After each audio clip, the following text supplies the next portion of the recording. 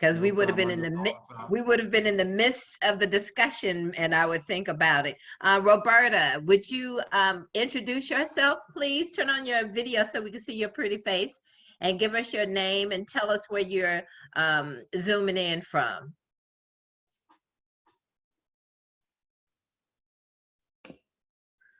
Hi, I'm Roberta Anderson. I'm zooming in from Cayman Islands. Originally from London, you can probably gather by the accent. Yes. But I'm in Cayman Islands right now, so hello everyone. Hi, glad to have you. Naomi, would you like to introduce yourself? We've been talking via email. She's saying that she has no microphone and no camera, but she's zooming in from England. Oh, okay. Well, thank you. Yeah, I see that now. Well, glad to have you. And Quadwo, Kwado. Hi. Yeah, hello. That's Quadjo. Quado. So I'm calling from. I'm in New Jersey right now. Okay. Well, we're delighted to have you join us, and hopefully a few others will join us as we move along with the conversation. But I do want us to get started for this wonderful conversation. I'm really excited to have you all joining us. Doctor, would you introduce yourself to all of us? All right. Dr. Cambone. Yeah, so I'm Okunini Obadele Kamban. I'm a senior research fellow at the Institute of African Studies at the University of Ghana. As mentioned, that I've played a role along with several others in the removal of the statue of Gandhi. The discussion on campus was actually started when I sent quite a few of his most racist quotes to the entire faculty. Once I saw the statue there, I was going somewhere, I just saw it. So I took a couple of pictures with my phone. And then when I got back to the office, I said, okay, let me just send some of these off. And it really ignited a firestorm on the university server. We used to have, well, it still exists, there was a UG staff list, but after that whole, like I said, firestorm around this discussion, they actually blocked that list so people can't send information on that list anymore. It used to be everybody could do so. So, a little bit of censorship, by the powers that be. There are all these discussions about academic freedom, ironically, there at the University of Ghana. But, we see very clearly that that is very selective in terms of academic freedom. But, like I said, it started a very good conversation. From that conversation, other, people out in the community got involved. We started a change.org petition. From that, wrote different book chapters and articles on it. And what I realized, and I was speaking with someone not too long ago, is that around this time, we're talking about 2016, there were several, types of movements and protests. There was the Rose Must Fall movement in South Africa. There was a national anthem protest, taking a knee in the United States. But, I was saying that the one that seems to really have a lot of traction is the Gandhi Must Fall, because that statue is very ubiquitous. The Indian government is using this as the face of their modern day imperialism. So, you can't turn left, right, front, or center without tripping over a Gandhi statue.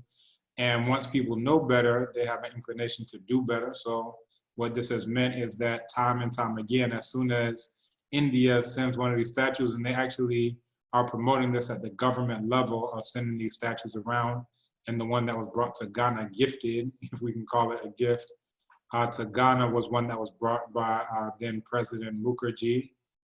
So yeah, it's definitely a government initiative. It's funded by the government to bring these statues and drop them over as India's soft power in their proxy war against China and other things, but we can go more into that.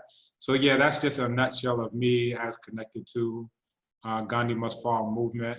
And again, there were several others who played a major role in it. But yeah, we're very happy that now the cat's out the bag. People know, about the real Gandhi and are no longer willing to, worship this Indo-Aryan anti-Black racist anymore, and realize that we should have statues of our own heroes and heroines. Yes, and I totally agree with you, Doctor. And it is really because of your work that gave us the education that we needed to stop the statue from being gifted here in Gwinnett. And once I started doing research, that is that's their agenda. That is their process of getting those statues all across the world. And they gifted the statue to the King Center, and they were gifting the statue here in Gwinnett County at a public park that we taxpayers have to pay for maintenance. So we're talking about decades, you know, down the road. I'd be dead and gone, and so would my nieces and nephews, and that statue would still be there, and our public dollars would be going after that. I also have a lawsuit because it's just left up in the air as to what's going to happen with a statue. And my contention is that Mahatma Gandhi is a religious figure. And for us in the United States, with him being a religious leader, he should not, taxpayer dollars should not be used to take care of any of his, you know, any statues, anything on public ground. That's law. So it's really interesting around that. But here's we're going to dig deeper into the conversation. I see we have William Scott that has come on. William, could you tell us where you're zooming in from?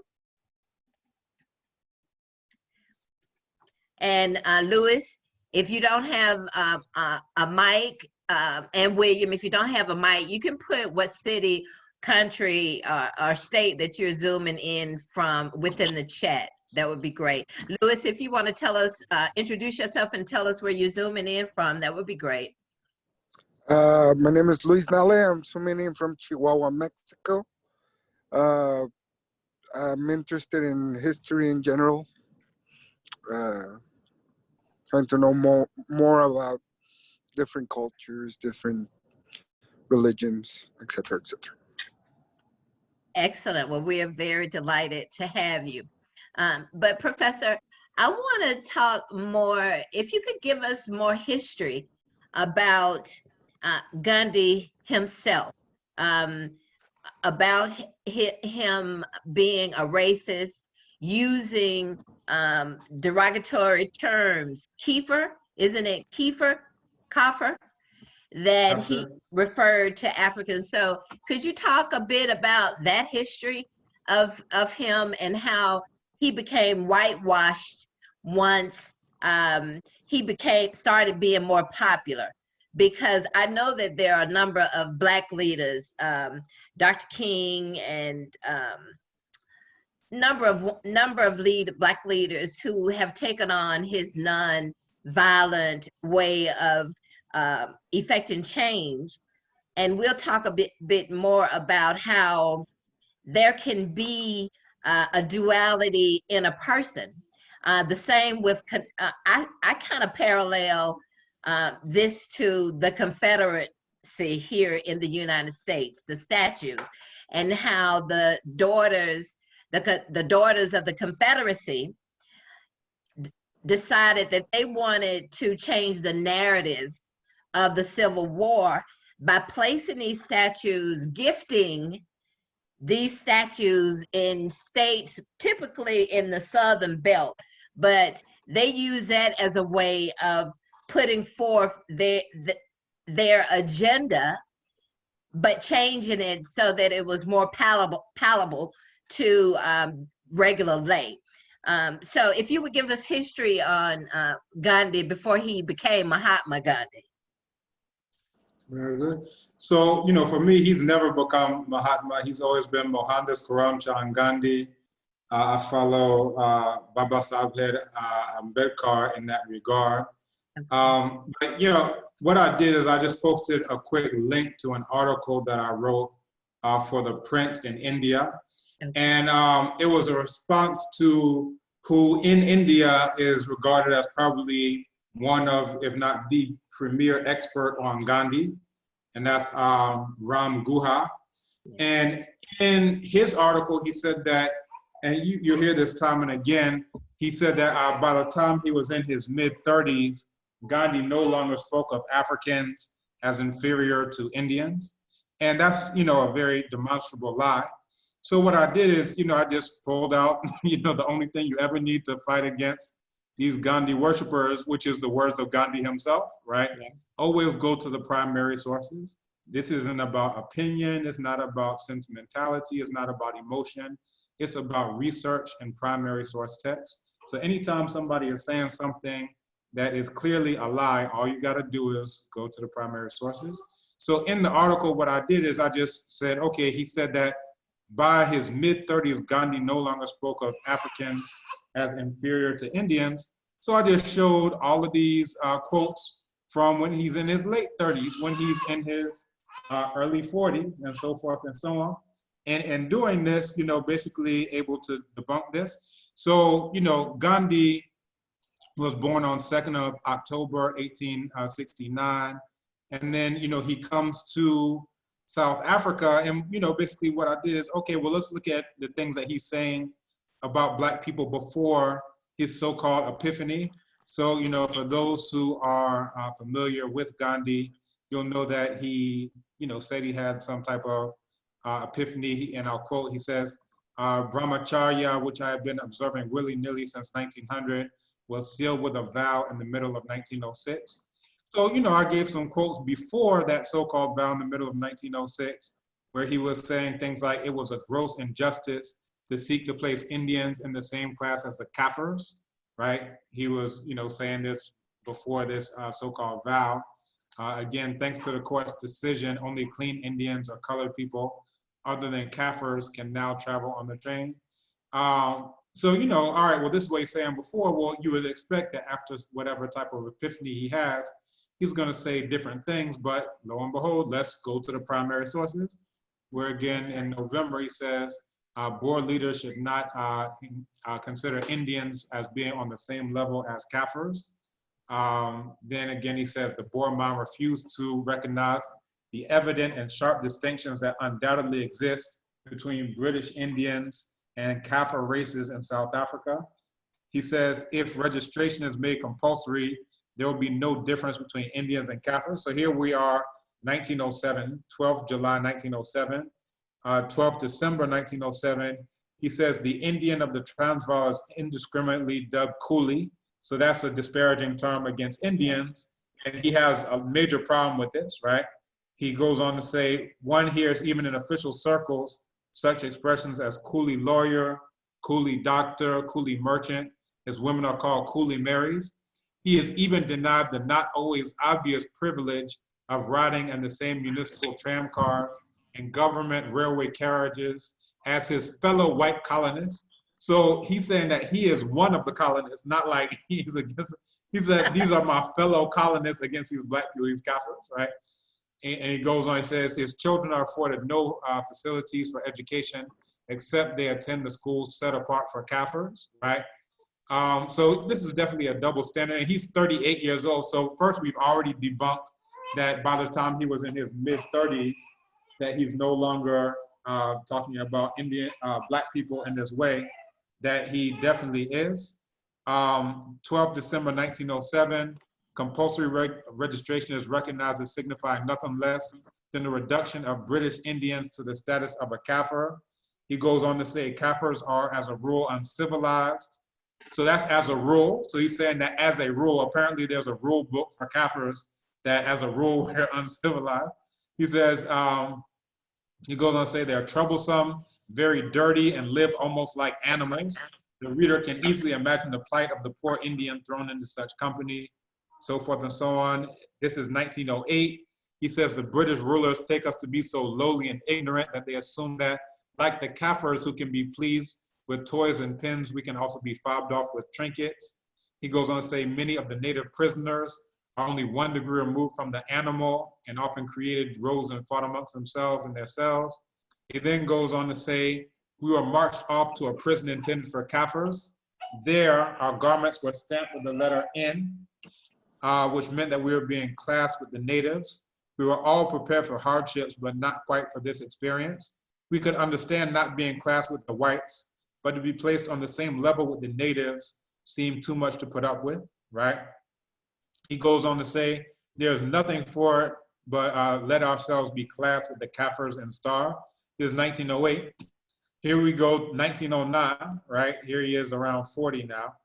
So he says, I have though resolved in my mind on an agitation to ensure that Indian prisoners are not lodged with Kafirs or others, right? We continue on.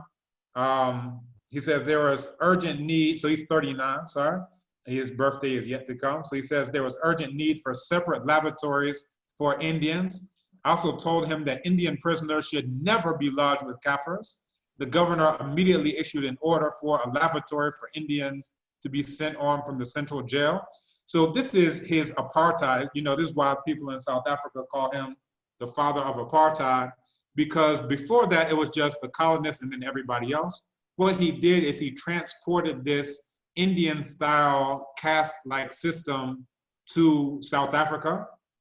So, you know, he did this before with the Durban Post and Telegraph offices, where he said that, you know, he should not condign to be in the same, have to go through the same entrance as the Kafirs. So they actually created a separate entrance just for the Indians so that they don't have to walk through the same door as Kafirs, right?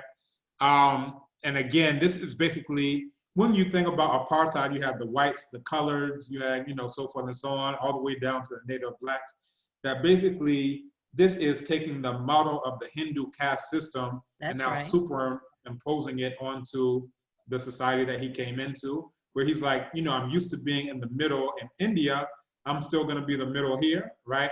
Because there you have the Brahmins at the top, the Kshatriyas underneath them, you have the Vaishyas, and he's one of those, you know, one of the subcastes under the Vaishyas, the Banyas, the merchants. And then, you know, underneath that, you have the Shudras, and then you have the outcasts, the Dalits, so forth and so on, Adivasis, scheduled castes, CDs, and, you know, you can go on and on.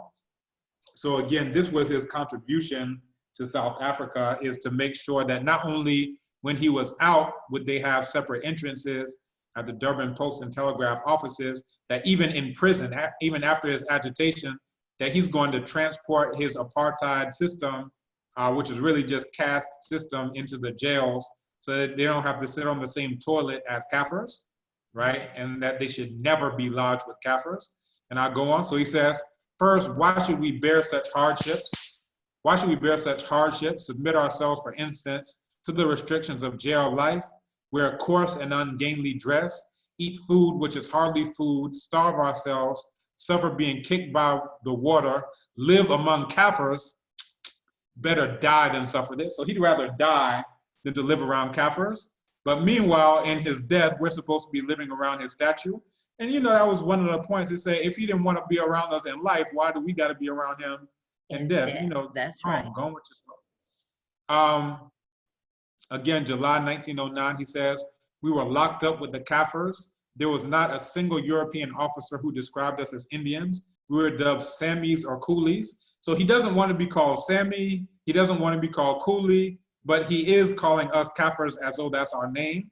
So if we didn't know better, we may think that our mama called us Kafir, because he has no other name for us, not Amazulu, not Amakosa, not Impundomise, not Basutu. We are Kafirs to him, right? But we continue. So 8th October 1909, he says, we do not get there the food we are used to and are classified with the Kafirs. Again, because the Kafirs are, you know, inferior to them. And he has another quote where he says that the Indians are infinitely superior to the Kafirs. We'll come back to that one as well. So here he is 40. And again, this is the expert on Gandhi in India who said that, who lied, that by the time he was in his mid-30s, he was, you know, whatever different, he had made whatever change. But here he is 40 saying the same type of stuff. Again, December 1910, he says some Indians do have contacts with Kafir women. I think such contacts are fraught with grave danger. Indians would do well to avoid them altogether. And when he says, you know, Kafir women, he's talking about you, my sister. He means you. So they should avoid people like you altogether. He's talking about people like my mama, like my sister, like my little baby daughter right here. That's who he's talking about. But we continue, he says, if the regulations provide for Kafir police, we can fight the regulations, right? So even if the Kafirs, according to him, even get any type of position, he's willing to fight regulations to prevent them from getting even those types of menial positions as police officers. And then in 1911, he says, hold on, that was 1911, so 1913, he says, I saw it reported that we might even ask the Kafirs to strike, but such is not our intention at all. So this is right before he left Umzansi, Africa, what they call South Africa. And up to the very date that he's about to leave, he's still talking about these Kafirs. We don't want to do anything with the Kafirs. It's not our intention to even ask them to strike or anything like this. So, this is just really to the point that, Gandhi, he was very consistent throughout his life, because once he left India, he then turned his attention to disenfranchising the Dalits.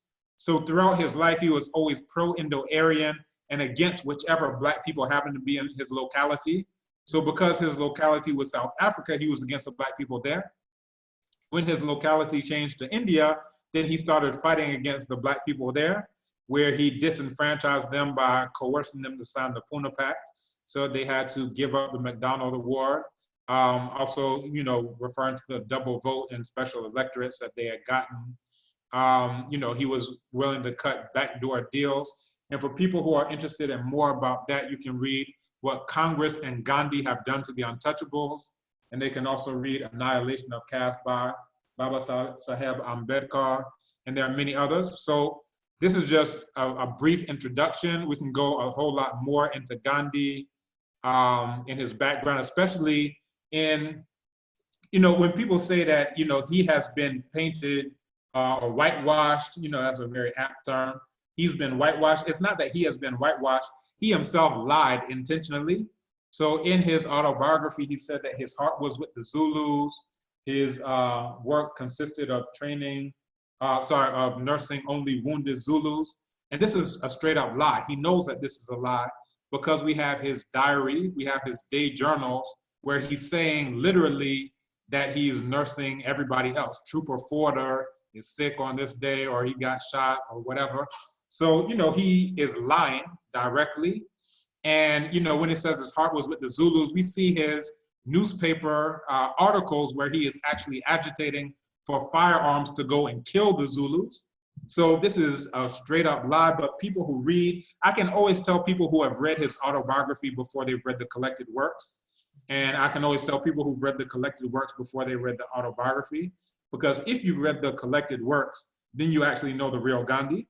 If you've read the autobiography, then you've read the curated Gandhi, self-curated Gandhi, designed in order to dupe people intentionally, straight up lying to people. And the way to find those lies is go to the collected works, and you'll read things that are translated from Gujarati, his native tongue, translated from Hindi, and of course, things that are already in English. And what you can do is searchable, and this comes back to your main point, and I'll pause on this, that, did Dr. King know about, Gandhi, the real Gandhi?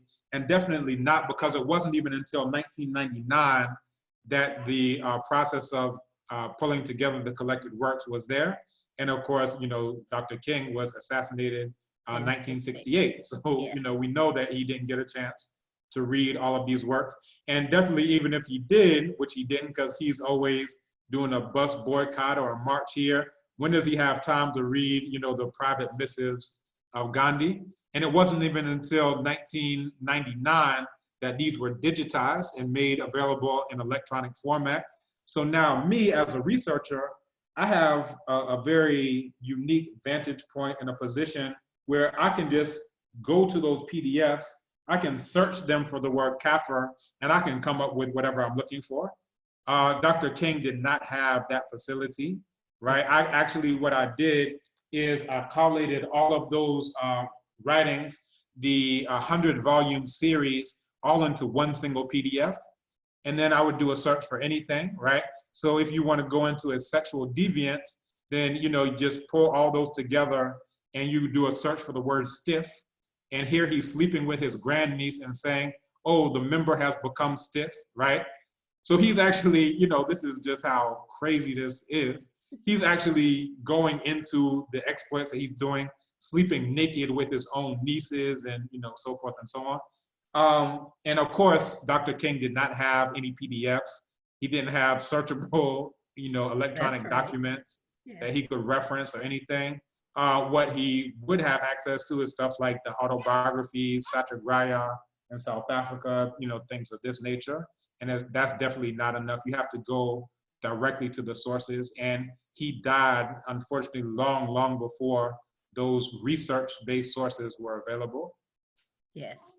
And that is the reason we as people have to be able to do research in regards to what somebody has written. I mean, me, African American here in the United States, our education, a Western education, totally promotes white supremacy and racism and leaves out everything pertaining to contributions of African Americans and Africans, and actually where we came from, our history long before America was even thought of, from those who came and put their feet here, a country, Blacks and Indians were already here.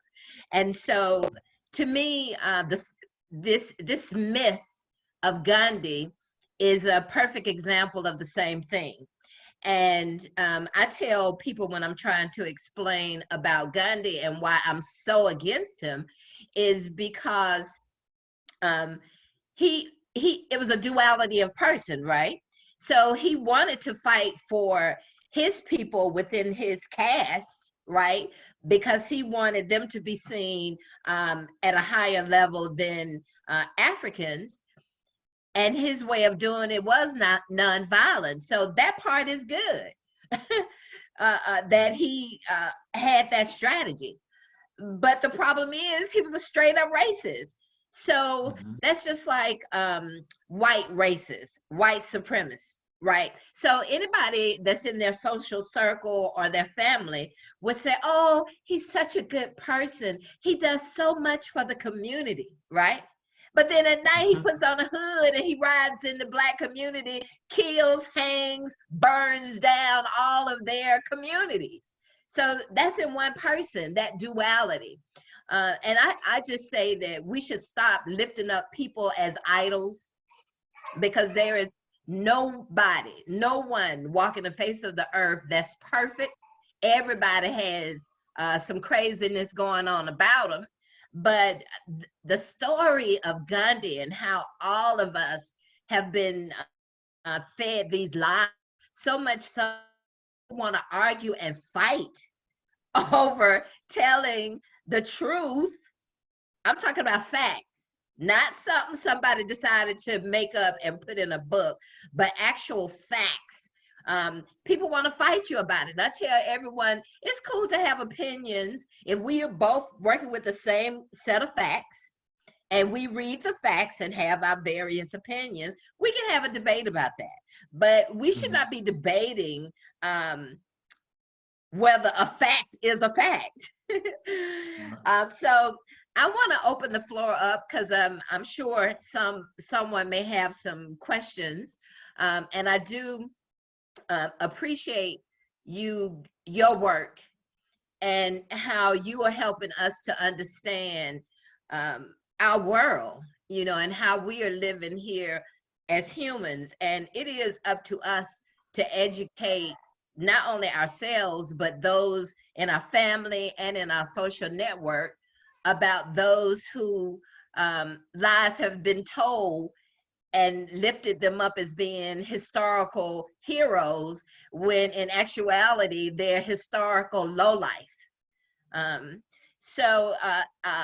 Does anyone have questions? If you do, you can shoot it in chat, and you can also ask the doctor right here yourself. Does anyone have any questions?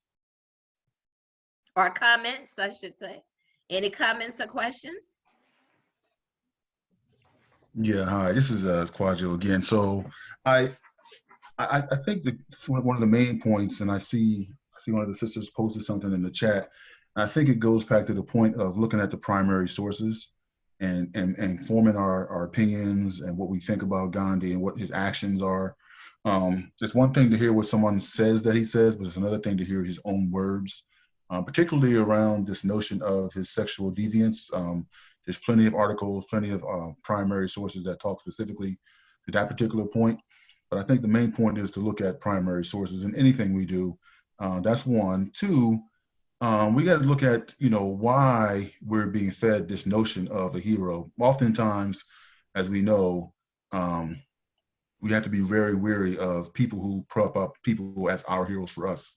Oftentimes, their heroes are our enemies, and our enemies are their heroes. We can look at Nat Turner. We can look at Nana Desalegn, we could look at Nana Boukman, we could look at Nana Patrice Lumumba, we can look at very on and on and on these people that we don't get those people propped up as our heroes, of course, because it doesn't make sense. So that's one thing, another thing. And then another thing too, when we talk about why all these statues are being put up, we got to look at who benefits, who originates, and who profits, right? So what's the underlying reason why these particular statues? Oftentimes you can follow the money trail, but we need to look at it from a standpoint of this is actually a soft power, and India is using soft power to accomplish a certain particular agenda. So we look at that as well. So those are the main points I want to bring out. And then in terms of Nana Martin Luther King understanding and knowing, I think it's a point of not just being fed by the same propaganda machine that we're all being fed by. Whoever props up Gandhi or anybody that our enemy, I'll be very clear, our enemy props up as our heroes, we have to really take a look at it, whether it's Hollywood or movies, whatever the case may be. So that's my contribution. Thank you. That was great. Doctor, do you have any a response to Quadwo?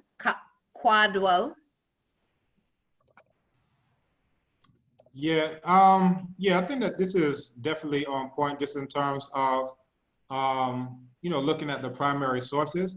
Most people, especially on this, and in the article I deal with this briefly, just the idea of cognitive dissonance. And this is, describing that uncomfortability when, you've lived your life according to some type of, notion that's false, and then you're actually confronted with, truthful, factual information. Then you start to try to rationalize it. So it'll be like, well, he slept with his nieces and, forced them to sleep with him naked, but I guess it's about trying to get a deeper spiritual understanding. And there's actually an article about who basically enables these sex crimes of gurus and how you can find those who have a lot of this pull and, they have a big following that they're able to take advantage of women who are part of, their cult or whatever it is that they have going on. And, this is essentially what you have from past times dealing with Gandhi all the way to now. But, I think that the main thing that we focused on was less of even his sexual deviance. And, we could go into so much. We can go into how he forced Kasturba, his wife, not to be able to use medicine to treat her, illness. And then he used that exact, because it was Western. Then when he was ill, he used that exact same thing after she's dead, right? Yeah. We could go so deep. But the one that I tend to focus on is the basically how anti-Black he was throughout his entire life, right? That's the thing that concerns me, how he's treating, other Indo-Aryans. That's, for Indo-Aryans to discuss amongst themselves. My issue is, one, the oldest book in the history of the world was written by an African. How many Black people can tell me the author of that book, right? How many? Yes. Where's the stat? We have the University of Ghana, a place of higher learning. Where is the statue of that person? And then if I say Imahu Patahotep, people will say, what was that? Did you sneeze? What was that? Huh? They have no idea what I'm talking about. If I start mentioning that the world's first known multi-genius in the history of the entire planet Earth was, someone who was a mathematician, right, with preserved documents to this day. Also a physician, right, with documents preserved to this day. Also the architect of the first monumental stone structure in the history of the entire planet Earth. And people, okay, can you tell me who this is? Where's this statue at, right? He was also Chati, which they usually translate as vizier, basically like a prime minister type of position. So we can go on and on. But, when I say, all right, have you heard of Imahu Imhotep? People say, who is that? What was that? And again, all of this goes into how we don't know very much about ourselves, but we know everything about our enemies. So I think that the point that he made, that our enemies are their heroes and their heroes are our enemies, is very apt. Because if we look at somebody like Thomas Jefferson, for example, here you have somebody who is enslaving over 500 people, who's writing all men are created equal. And what it really comes down to is what's referred to as the rhetorical ethic. And what this is that this is when the ethics are, it go no further than your rhetoric, right? Where you say one thing, but you do another. And this is Gandhi throughout his entire life, right? I would say he was even better when he was young, because he was much more straightforward when he says that he's agitating to get guns to shoot the Kafirs. He's agitating for military training and so forth and so on. Later on is when he starts to lie about it, right? And that's really the rhetorical ethic, where he goes and says, no, my heart was with the Zulus. No, when we read what you wrote at that time, we see very clearly your heart was not with any Zulus. You were trying to kill the Zulus to take your share in the defense of the colony. That's a direct quote from him.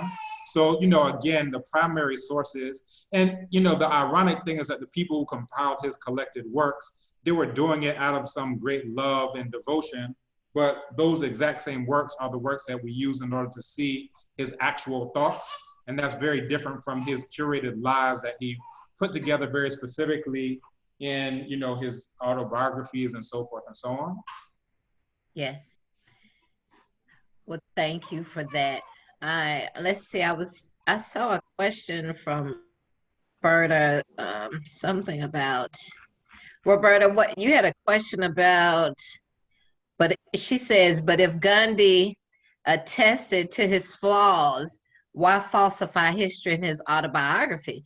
But he didn't attest to his flaws.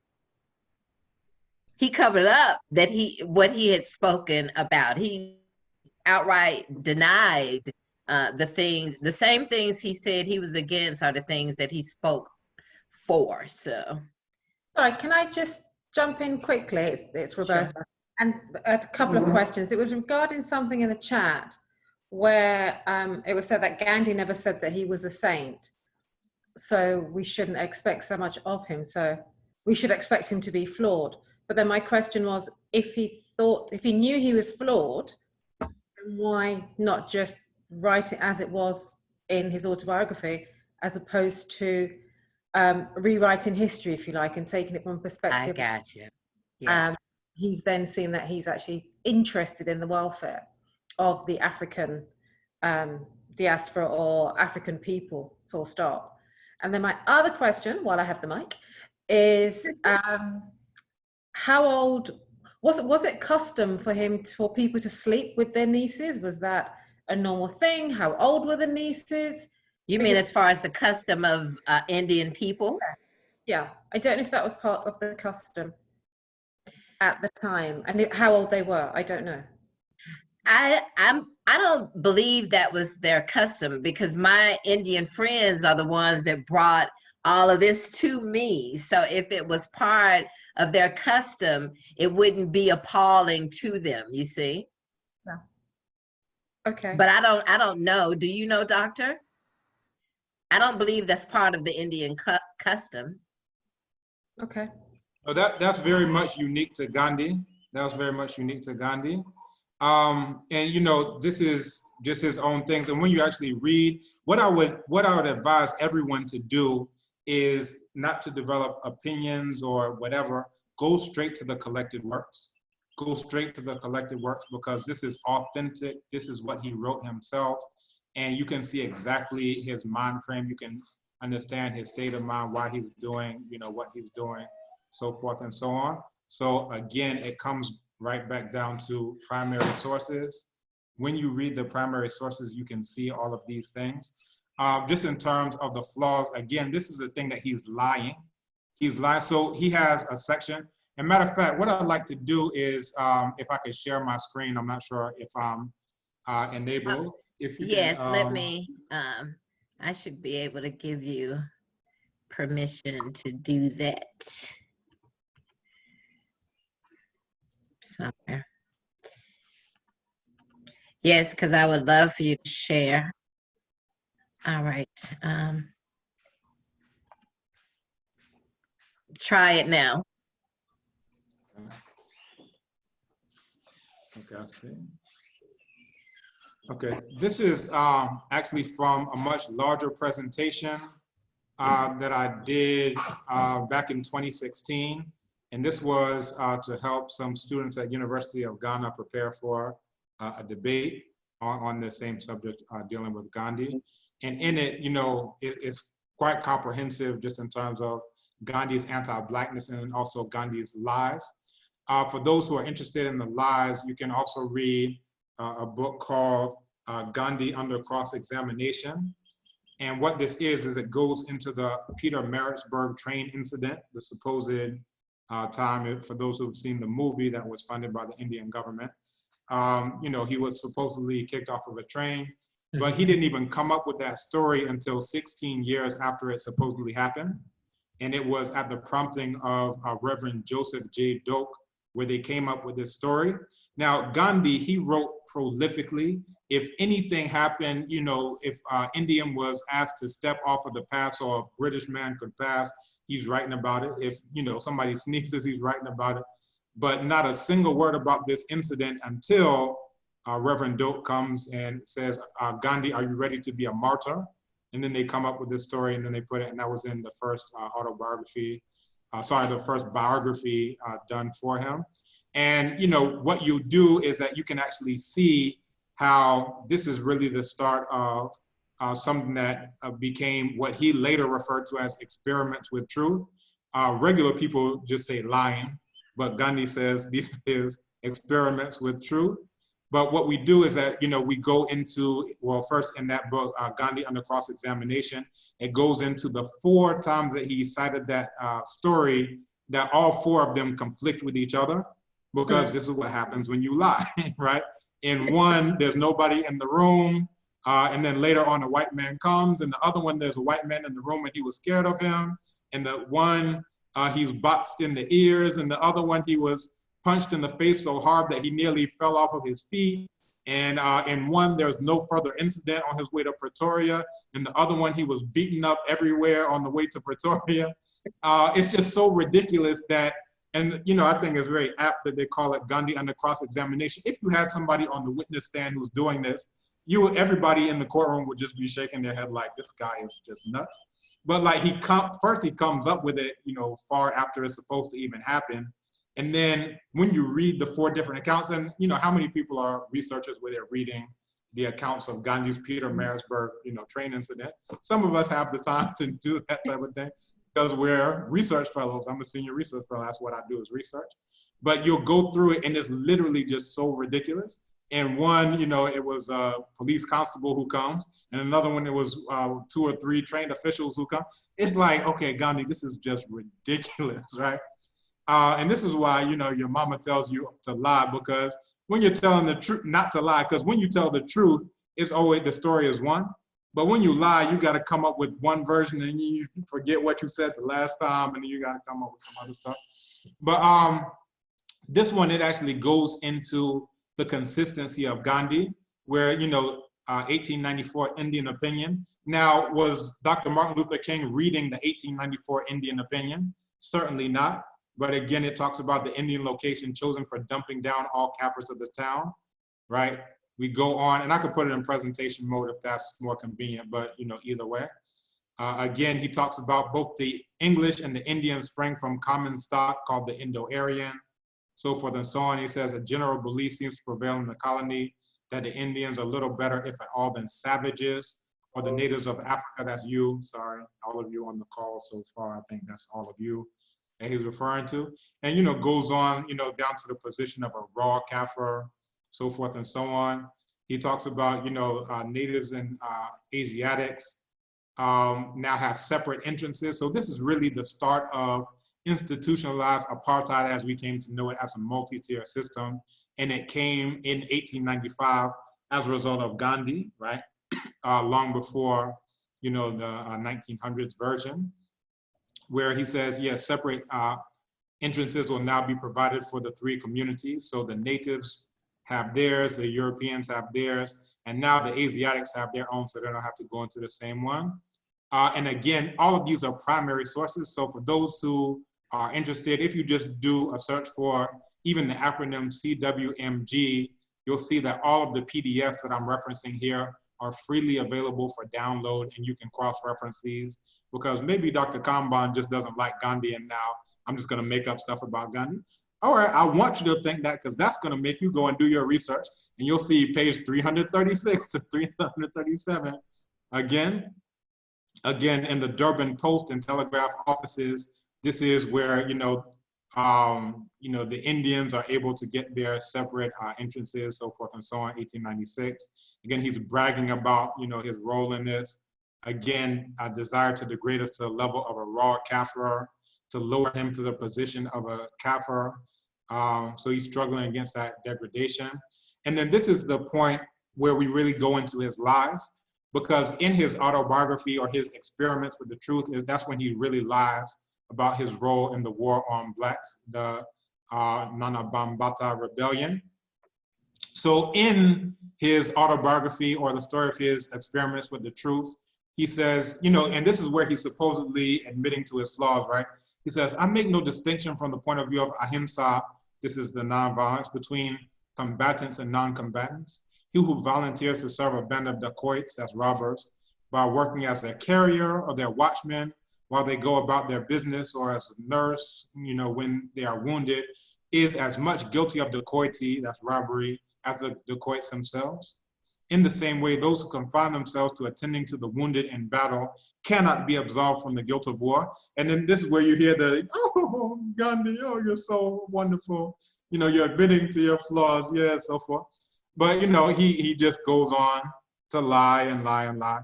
So he goes on to say, at any rate, my heart was with the Zulus, and I was delighted on reaching headquarters to hear that our main work was to be the nursing of wounded Zulus.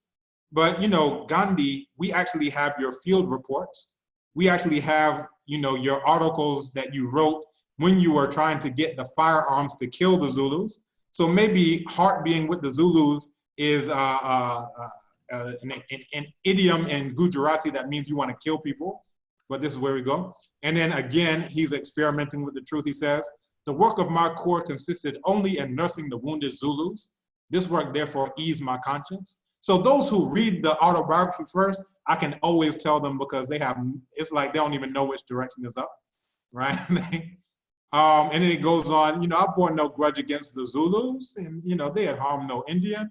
So he's setting up, the confidence trickster scam. However, when we read the Indian opinion in 1905, contemporary to this, so here, this is 1927, long after, where he's trying to cover up the tracks and lie about what he actually did.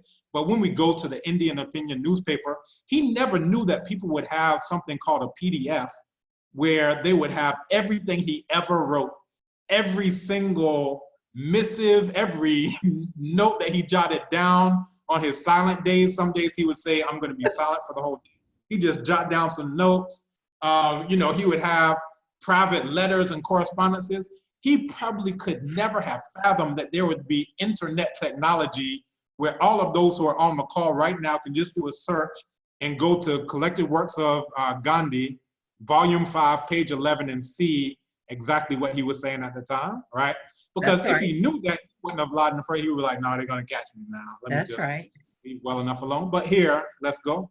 So he says, if the government only realized what reserve force is being wasted, they would make use of it and give Indians the opportunity of a thorough training for actual warfare. So this is in the run-up to the war. The Zulus are rebelling, and he's saying that the Indians need training for actual warfare. This is not my heart being with the Zulus. This is not I bore no grudge against the Zulus. This is not my work is only going to tend the wounded Zulus, so therefore that eased my conscience. No, This is, we need training for actual warfare, right? We'll continue.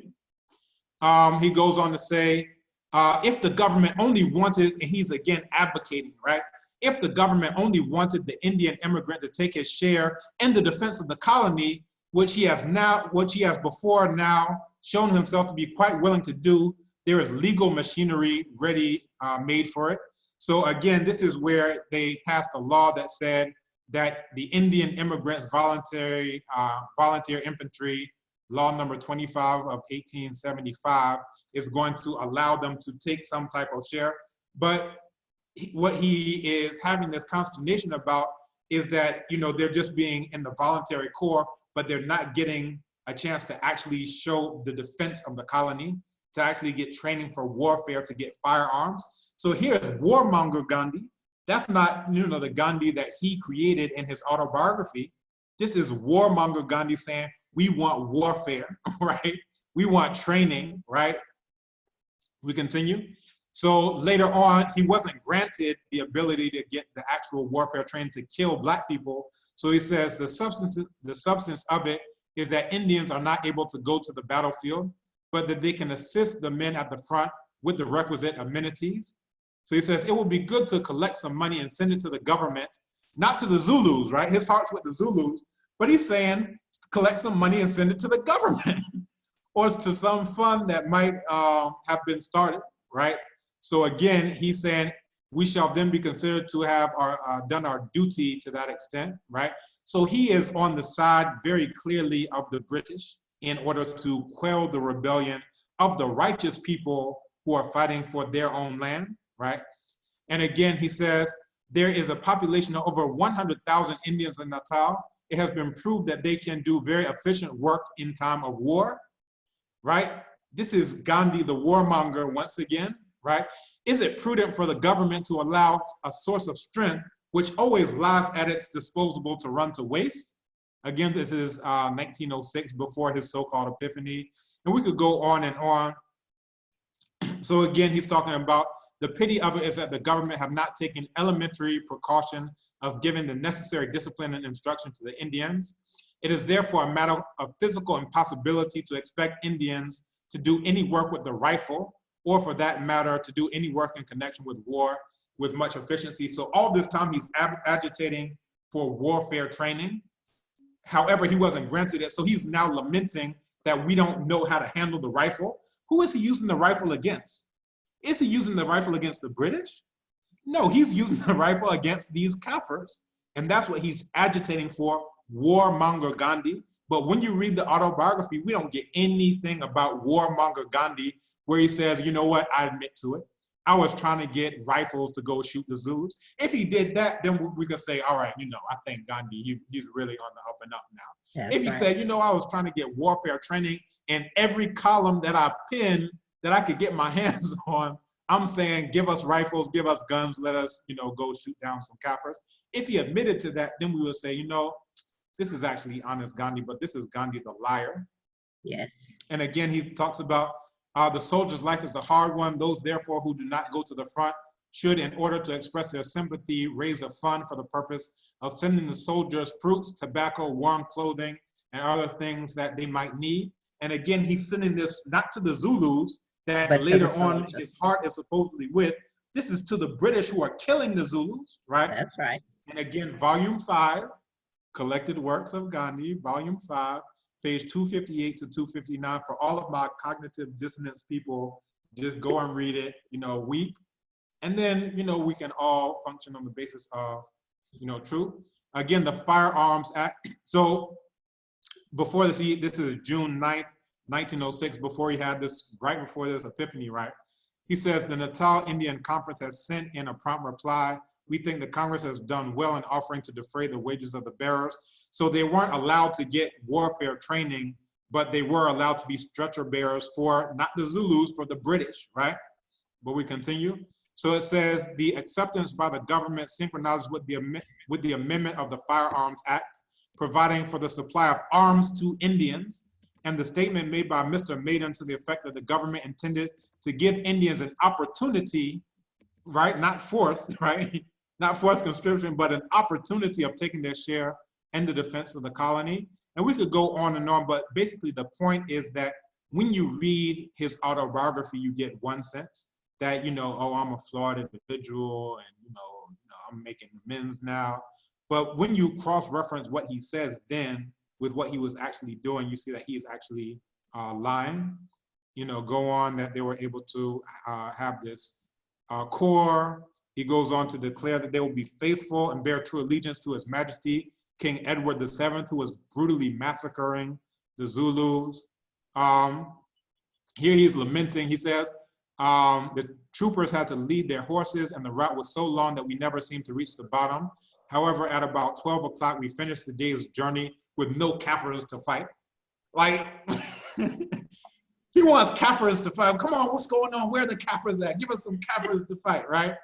This is not, my heart is with the Zulus. They finished the day's journey with no Kafirs to fight. Like, what's really going on here?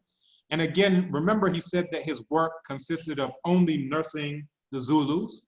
Now, if you're gonna lie, at least hedge the lie a little bit, right? Give us something to work with so we can say, all right, whatever.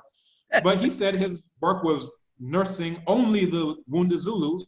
However, but by an unfortunate accident, another trooper by name Forder, now for those who aren't aware, Forder is not a Zulu name, that's a British name, had received a bullet wound in the thigh from a co-trooper.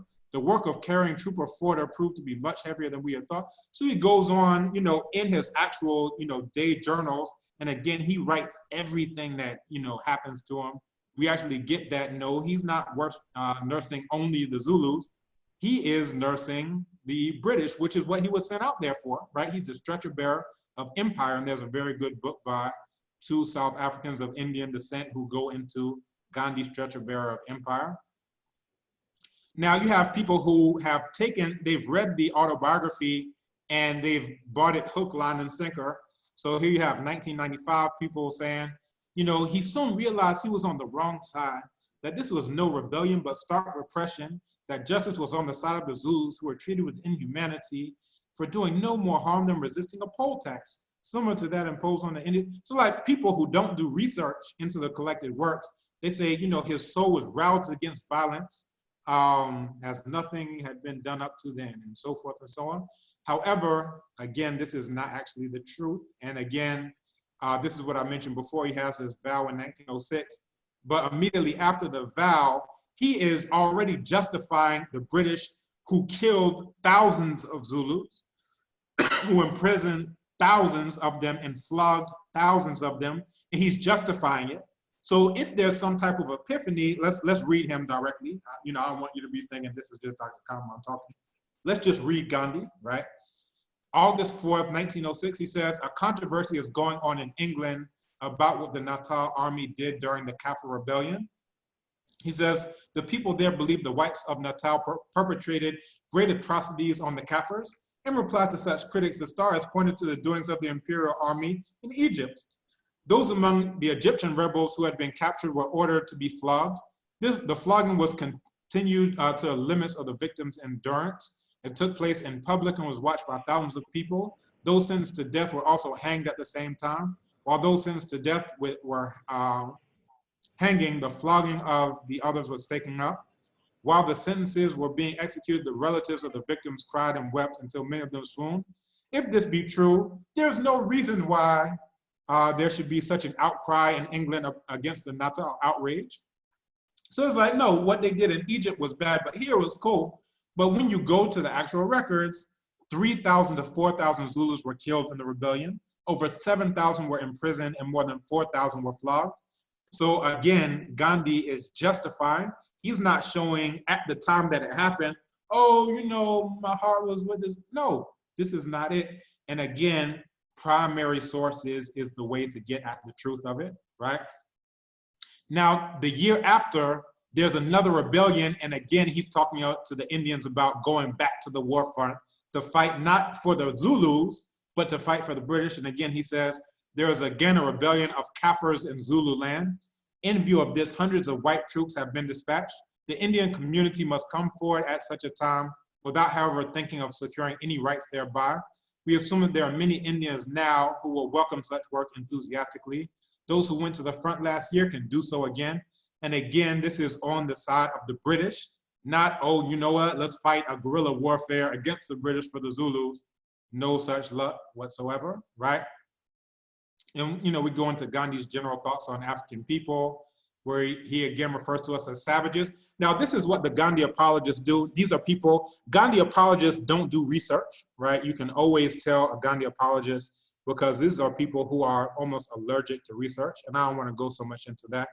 But, you know, again, they'll say, well, kafir is not such a bad term, you know, originally it was Arabic, and, you know, it's, you know, Black people use this like the N-word, it's like Tupac, right? Never ignorant, getting gold. It's, you know, it's not so bad, right? But then these are people who don't know that he also referred to us as savages. Now, I don't know where that's a term of endearment. He also refers to us as half heathens, right? You know, it's like if we go through everything, that's not a term of endearment either. And he's concatenating all of these insults, piling them on top of each other. But let's come back here. Hold on 1 second. Hold on 1 second, because I have a quick call coming through. Hold on. Okay. No, take your time. This is educating everyone, even Naomi.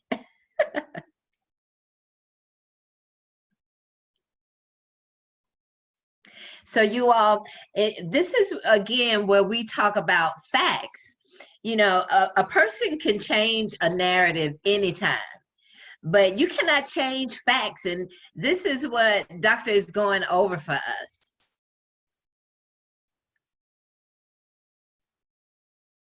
Yeah, so definitely these are the facts, and I definitely really just want to go into the facts because again, the Gandhi apologists, they really, you know, it's kind of like, well, Gandhi lied, but, you know, people were able to work with the lie. So, you know, wasn't a lie cool after all? It's like, you know, Santa Claus doesn't really exist, but if it gets people to do this, then, you know, it's like, okay, this is a lie. There are some people who are dedicated to truth, and that's what we're operating on. So I just want to, you know, continue along just on the same point. So again, he says, a general belief seems to prevail in the colony that the Indians are little better, if at all, than savages or the natives of Africa. Even the children are taught to believe in that manner, with the result that the Indian is being dragged down to the position of a raw kafir. He says operators in the same category as the half-heathen native, so forth and so on. And again, he just goes on and on in the most disparaging terms that he can conjure up, right, with whatever English he knows. He goes on to say, and it is the sons of this land of light, he's referring to India, who are despised as coolies and treated as kafirs, right? So he's like, you know, we're coming from such great people, you know, we're Indo-Aryans, but we're being treated like kafirs, right? We continue. He says, we are classed with the natives of South Africa, kafir race, right? He says it's to degrade the Indian to the position of a kafir. So even if you think that kafir is okay, he's seeing Indian like this, and he's saying that to be a kafir is degrading. This means it's lower, right? Yes. So that's obviously not a term of endearment. Not like, oh, let me just use any term. We're all equal, but, you know, I'm just going to use this term very clearly. Again, he goes on to say, ours is one continual struggle against the degradation sought to be inflicted upon us by the Europeans who desire to degrade us to the level of the raw kafir, whose occupation is hunting, and whose sole ambition is to collect a certain number of cattle to buy a wife and then pass his life in indolence and nakedness. And this ironic thing about that is in his later life, he spent his life in indolence and nakedness, just laying around, sleeping naked with his nieces. So, you know, again, this is the real Gandhi that we're dealing with here. And, you know, he says, this is 1896, he says, a picnic party of European children used Indian and Kafir boys as targets and shot bullets into their faces, hurting several inoffensive children. So deep-seated is the hatred that children have begun instinctively to look down upon Indians. So he doesn't have any problem with the Kafirs being shot at. It's that now we're looking down on Indians, and that's his problem, right? Yes. We continue. So he says, there's a bylaw in Durban which requires registration of colored servants. This rule may be and perhaps is necessary for the Kafirs who would not work, but absolutely useless with regard to the Indians.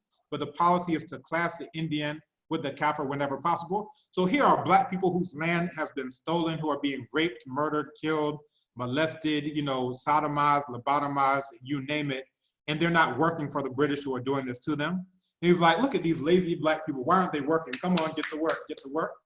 Not that, oh, this is nonviolent protest, right, that they're doing. Yeah. They are saying, they're striking. They're saying, we're not going to work for our oppressors. But, he's like, look at these lazy Kafirs, right? They are, as a rule, uncivilized. Now, this is, again, if we think that he's just using Kafir as like this innocuous term, he says, your petitioner has seen the location intended to be used by the Indians. It will place them who are undoubtedly infinitely superior to the Kafirs. Now, for those who don't know how to count to infinity, I think we have Naomi on the call. We can have her get started counting to infinity. For those who don't know how to count to infinity, start counting to infinity, and you'll get to how superior the Indians are to the black people who are here on the call, according to Gandhi. It says in close proximity to the latter, right? And again, it says that they must, like the Kafirs, hold traveling and other passes. They have been dragged down with the Kafir without the slightest justification. So his idea is that Kafir is a term to express to those who are down, who are infinitely inferior to, the Indians, right?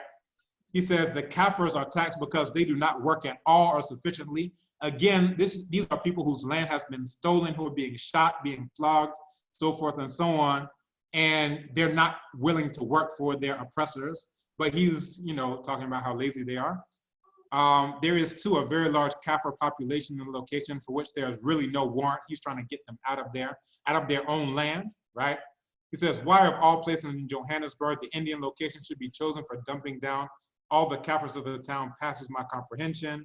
He's trying to get them out of their own land that's been stolen by the British, right? He says, about this mixing of the Kafirs with the Indians, I must confess, I feel most strongly. I think it is very unfair to the Indian population, and it is undue tax on even the proverbial patience of my countrymen. And we could go on, right? Wow. He talks about, for instance, an Indian may be sharing the same compartment with a Kafir. He says the Indian is obliged to undergo 5 days quarantine before entering the colony, whereas the Kafir is permitted to do so without let or hindrance. So again, this is his beef, right? He says he is merely directed to go to the room set apart for Kafirs. And again, we could go on and on. He says, for the Kafirs are of no use, and all the available Chinese are absorbed in the mines. Indian labor is therefore in general demand. So we are useless. These are the black people. We are useless in our own land that's been stolen by the British. He says, while the Kafir hardly works for 6 months, the Chinese have to do so continuously for 3 years. Therefore, the Chinese being more active than the Kafirs. And again, he's talking about how lazy these people are. Why aren't they working for the British who have stolen their land? Not that this is nonviolence. So Gandhi didn't invent nonviolence. These black people who aren't working, this is nonviolent struggle, right? That's right. They're withholding their work. Yeah. So Gandhi didn't invent any nonviolence. So if, Dr. King needed to learn anything about nonviolent struggle, he could go to the same black people who Gandhi is trying to shoot down, right, in cold blood. But we continue. He says, the decision to open the school for all colored children is unjust to the Indian community, right? So to have to be in the same school as Kafirs is unjust, according to Gandhi. He's talking about they have labor agents to be appointed for inducing Kafirs to work. So these are people who are practicing nonviolence, but he is advocating that there should be these labor agents, right? Yeah. We cannot question the policy that has been sanctioned for a long time, so forth and so on. And then he talks about this degradation of the Asiatic races, right? It was a gross injustice to seek to place Indians in the same class as Kafirs. Again, he says that Kafirs have no legal right to travel by the trams. Now, this is what I mentioned before in the other article, because he's very happy because there's just been a magistrate decision saying that initially the Kafirs were allowed to be in the same tram as Indians, but now this has been overturned in no small part due to Gandhi's agitation in order to prevent the black people, the indigenous people of the land that he is on, from being able to ride in the same trams. So he says, thanks to the court's decision, Only clean Indians or colored people other than Kafirs can now travel by the trams. So here you have a court decision that was set up to provide equity, equality, as far as travel goes. And Gandhi, however, fights against this in order to make sure that Black people aren't allowed to be on the same trams, right? Again, this is the real Gandhi, not the fake Gandhi. Yes. Again, he says the Boer government insulted the Indians by classing them with the Kafirs. He talks about for many years now I've earned. So first, this is a little twist on it, right? So the Kafirs were ousted from the bazaar at Pretoria, and he says that that's wrong. But let me tell you why he says it's wrong. He says, for whatever the law, Indians have for many years now earned rentals from Kafir tenants. So he's talking about the Indians are going to lose money. Lose money. Wow. Exactly. Not that it's unjust that they're being, ousted from their own land. He's saying the Indians are going to lose a little bit of cash from these Kafirs, right, that they are exploiting. So it's just really ridiculous. He talks about, playing their part. I already mentioned this in terms of playing their part in the defense of the colony. He says there's hardly any family from which someone has not gone to fight the Kafir rebels. This is now when the Black people have rebelled. They've gone from nonviolence to now violence, right? And now here's Gandhi agitating. Just before he was agitating against their nonviolent resistance, now he's agitating against their violent resistance. So following their example, we should steel our hearts and take courage. Now is the opportunity when leading whites want us to take this step. If we let go of this opportunity, we shall repent later. We therefore urge all Indian leaders to do their duty to the best of their ability. So he's saying that they should go to fight the Kafir, right? Kafir rebels, right? Not saying his heart is with the Kafirs, not saying his heart was with the Zulus, because he doesn't even know that we're called Zulus at this point in time, but that they should steel their heart and fight side by side with the brutish in order to defeat the Kafirs. Now later on, he talks about he's afraid of a Kafir who did not wear the loyal badge. He was armed with an assegai and was hiding himself. However, we safely rejoined the troops on the further hill whilst they were sweeping with their carbines the bushes below. So in his autobiography, he's supposedly with the Kafirs in their fight, but here he is, he's afraid of this Kafir, and he's rushing to rejoin the British column so that he doesn't have to be around this Kafir who doesn't have a loyalist badge, right? We mentioned this before, no Kafirs to fight. Lumped with the Kafir races and term coolies, so forth and so on. Sharp distinctions between the Indians and the Kafir races of South Africa. He says they should not consider Indians as being on the same level as Kafirs. So by this time, all the Black people on the call should know that your proper name is, according to Gandhi, Kafir, right?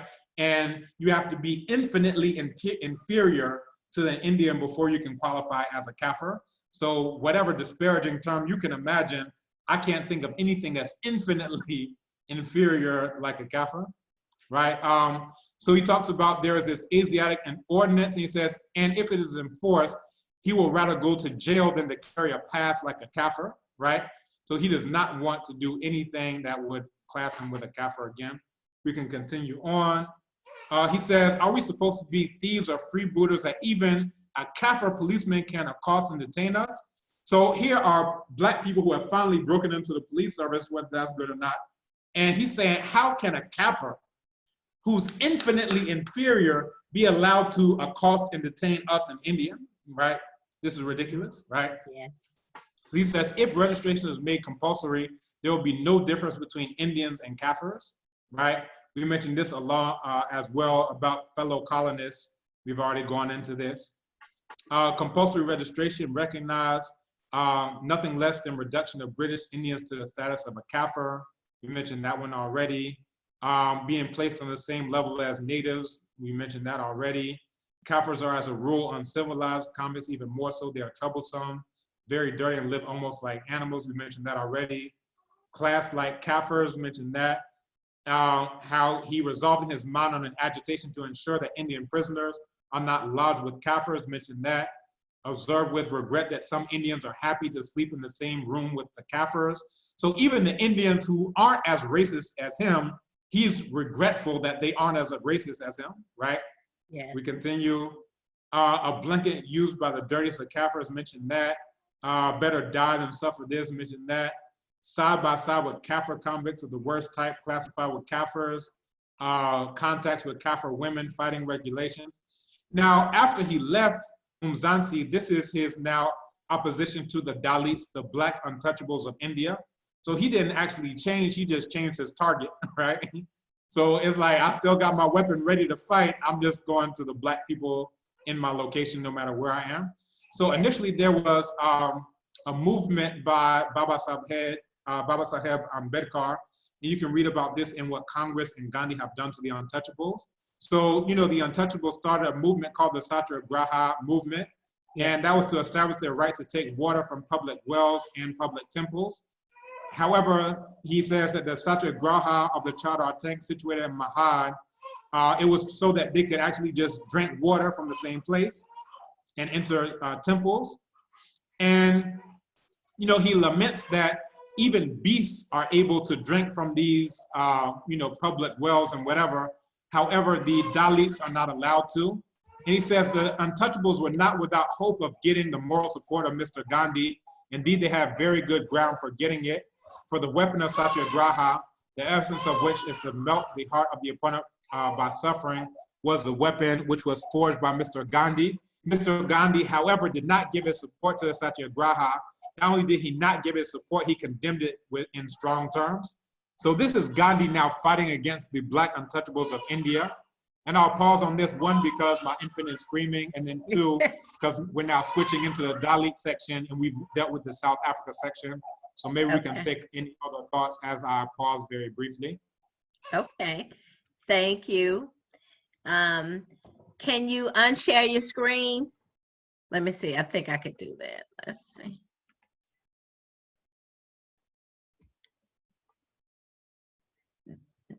Doctor, can you unshare your screen for me? Thank you. Look at that baby, straight from heaven. So we appreciate having that little spirit on this call, screaming. She screaming to tell us that we need to know our history. All right, so I want to open up the floor for comments. I do want us to close by 8:30. It's 8:21 now. So if we can take 9 minutes for conversations, questions, comments. I would love to hear what you all have to say. Oh, Quadwo had a question. What is the evaluative criteria used to base our understandings on when it comes to matters of Africans worldwide? Evaluative criteria. I think that. Yeah. So basically, the whole discussion revolves around, you know, what do we use to evaluate our thoughts and our conclusions based upon? Is it based upon primary research? Is it based upon propaganda? You know, what is that evaluative criteria? And then how do we approach when we have facts that are presented to us? You know, what do we do with those facts? Do we go and try to do some research before we respond emotionally? And it seems to be, you know, typically most of the time, the response is typically based upon opinions based upon, you know, there's a quote that Dr. Kambon usually, and it's attributed to Baba Renuka Rashidi, and it goes, you know, what you do for yourself depends on what you think of yourself. What you think of yourself depends on what you know of yourself. What you know of yourself depends upon what you have been told about yourself. So that quote kind of speaks to this whole notion, the basis of the discussion, when we talk about, you know, just the notion of a Gandhi being a hero for African people. I think the question is, what do we base that whole notion of? First of all, who's given us that particular narrative, and for what purpose, and who benefits from that narrative? So so that's what I wanted to offer. But I appreciate Dr. Kambon's input and insight, and focus on the primary researches. And then it's not a matter of agreeing or disagreeing with anything he's saying. It's you know, look at the primary resources and make an opinion based upon that. Yes, and I do agree with you on that 100%. And that goes with everything for those African Americans and Blacks here in the United States. As I said earlier, all of our history books tell nothing but lies about our experience, leaves out things that, you know, that African and Black kids should be taught. But it's all, you ask the question, who does it benefit, right? And follow the money. So for us in the United States, when it comes down to how history books are written, it's for the purpose of pushing forth white supremacy. And that is the basis, racism is the basis of all of those writings. And you know, when we talk about let's take the Confederacy, for example, because I'm definitely on the forefront of removing all of that nonsense. I think about how, you know, they have rewritten it. This is our history, you know, the Civil War, that's the history. But as Professor was saying, if you go back to the writings at the time of them writing the Constitution or the Declaration of Independence, back then they didn't have tape recorders or you know, they didn't have video. So they wrote down everything. So if you, his name is his last name is Robinson. He's a researcher who does a lot in regards to American history. Oh, and he's an attorney with the ACLU. I think he's a lead director of law with the ACLU. So you all can look him up and listen to his videos. But what he did, now he was like in his late 40s, early 50s, an accomplished prosecutor, but he had not gone back to look at what the folks who made the original Constitution, what was their thinking at the time. And in going back, he's pulling out their writings, and it debunks everything that has been written about the history of the United States. And it shows that the reason a number of the amendments and the articles of the Constitution were written, all to preserve slavery and to protect the white colonizers. And it just, and for him, it blew him away, because here he is, a prosecutor, all these years, thought he knew everything. And he says this in some of his tapings, and to find out the real history of this and the laws. And so he talks to other prosecutors and attorneys, asking them to look at the real history and how these laws came to be made, and use that in how you deal with those who are your client, the defendant, right? And it's just really good to look at his work. But I'm saying all that to say that you said that early, we only know what we know. I use the example of religion. Now, I was brought up in a Baptist house. When I was born, I took up on the religion of my household. Everybody in the house had to go to church on Sunday. Everybody had to know the Bible, right? And when I would ask questions of why, you know, my mama would always say, don't ask no questions about the Bible, just do as I say, right? But then after I got grown, and then find out, you know, who wrote the Bible, just, you know, white men. And I asked myself, well, why do I believe in God? Why do I believe in the Bible? I believe in it because somebody told me to. Somebody told me to believe in it, right? And then once you do research, as you get old and learn truth, then you're able to really determine what you believe in.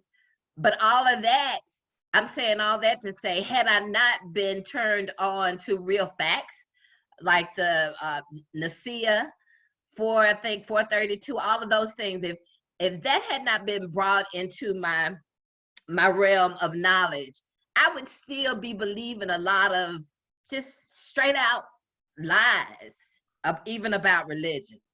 And so if we don't know, we don't know. And so we teach that to our kids, and then they grow up, teach it to their kids. So that's how all of this continues to roll on. But my contention is we as Africans should not have to live in any environment, in any country, any continent, where we are supposed to idolize those who have killed, maimed, and destroyed our communities. So that's my 2 cents on that. Let me see. Somebody else is in the waiting room. Let me see who is this. Peter F. And all right, and go real ahead, quick, I just Doctor. wanted to speak to one about the lies that we're told. So last year they had here in Ghana the Year of Return, and it was based on this idea of 400 years of transatlantic enslavement, starting with 1619 up to 2019. So I did a whole presentation on national TV here in Ghana on why that's historically inaccurate. And one, even if we want to deal with what would eventually become the continental United States, then you would have to at least start with the colony of San Miguel de Guadalupe. And here you have a rebellion in 1526 in what's now South Carolina of Black people who are able to rise up and defeat, their Spanish oppressors, and literally drove them out of the colony.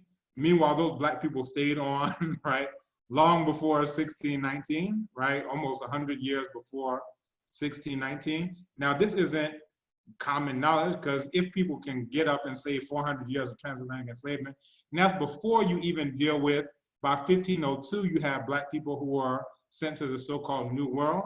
Nana Juan de Zafra in Hispaniola was sent there by 1502, which is even earlier. So it's like, if we're just talking about how long the transatlantic enslavement exists, then you definitely can't start at 1619. So I just actually go into focusing on all the major rebellions of Black people before 1619, not just settlements, but like actual rebellions. We rose up and whooped that white behind here, there, and everywhere that you could find, dealing with Palmares in Brazil, right? Here we're talking about the late 1500s, mid to late 1500s, 1570, Nana Gaspar Yanga, in what would eventually become, Mexico, going into San Basilio de Palenque in 1605, where they had to sign a treaty because those Black people were whooping that white behind. Just going into, all of these long before 1619, and how, a good 500,000 Africans' lives are erased if we start off with this fraudulent date. And it really just comes down to, if we aren't, researchers of our own history, then whatever somebody tells us, we just run with it, even if it's false premises. So if somebody says, yeah, y'all were enslaved for 400 years, because that's in the Bible, and so it's like, stop. Some of us are researchers, right? Y'all can do whatever y'all want to do, get up, hooping and hollering, kicking over benches, whatever you want to do. But some of us are researchers, so you can't run a scam on people who do their own research. So I just wanted to briefly touch on that. The other thing is, people talk about Dr. Martin Luther King. We can also look at Mandela and Gandhi. And I have an article that I'm working on now that deals with a tricontinental analysis of apartheid, integration, and untouchability. And the reason why I deal with that is because if it's your enemies who frame the narrative, they're always going to present it as, they're going to misdiagnose the illness that you're suffering from, in short. So in the United States, they say, oh, the problem is that you aren't integrated, right? It's segregation, that's the problem. So the way to resolve your problem is to integrate you into us, which is just to give them greater access to us. But it's like, hold up. If that's not the problem is genocide. If you look at the textbook definition of genocide, we qualify for all 5 major points to it. So it's killing members of the group. We qualify for that, certainly. Causing serious bodily or mental harm to members of the group. Yeah, we definitely qualify for that. Bringing about conditions to destroy the group in whole or in part. Yeah, we definitely still qualify for that. Preventing births within the group, and then transferring children of the group to another group. Those are the 5 definitions of genocide. And we have the We Charge Genocide petition by Nana William Patterson.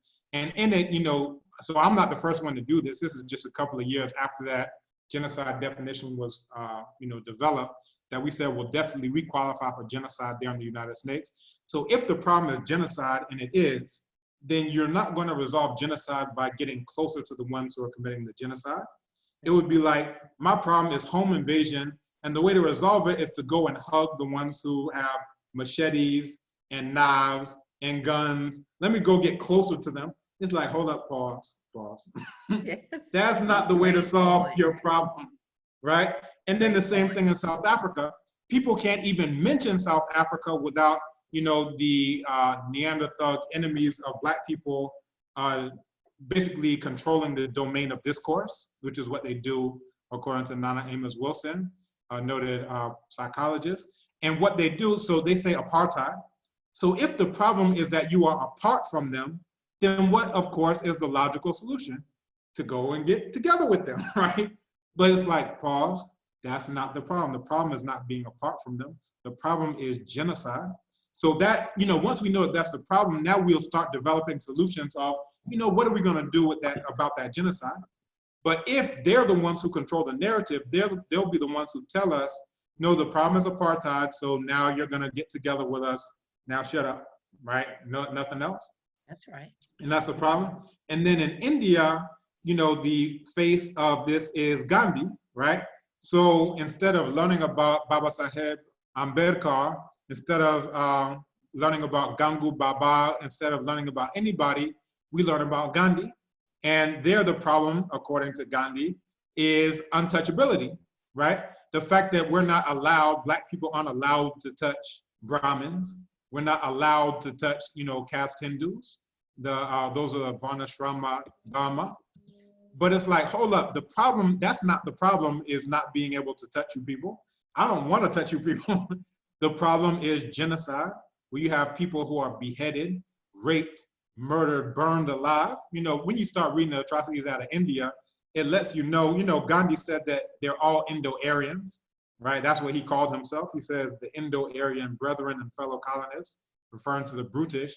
And when you look at the treatment of Black people, you say, yeah, this is definitely family right here.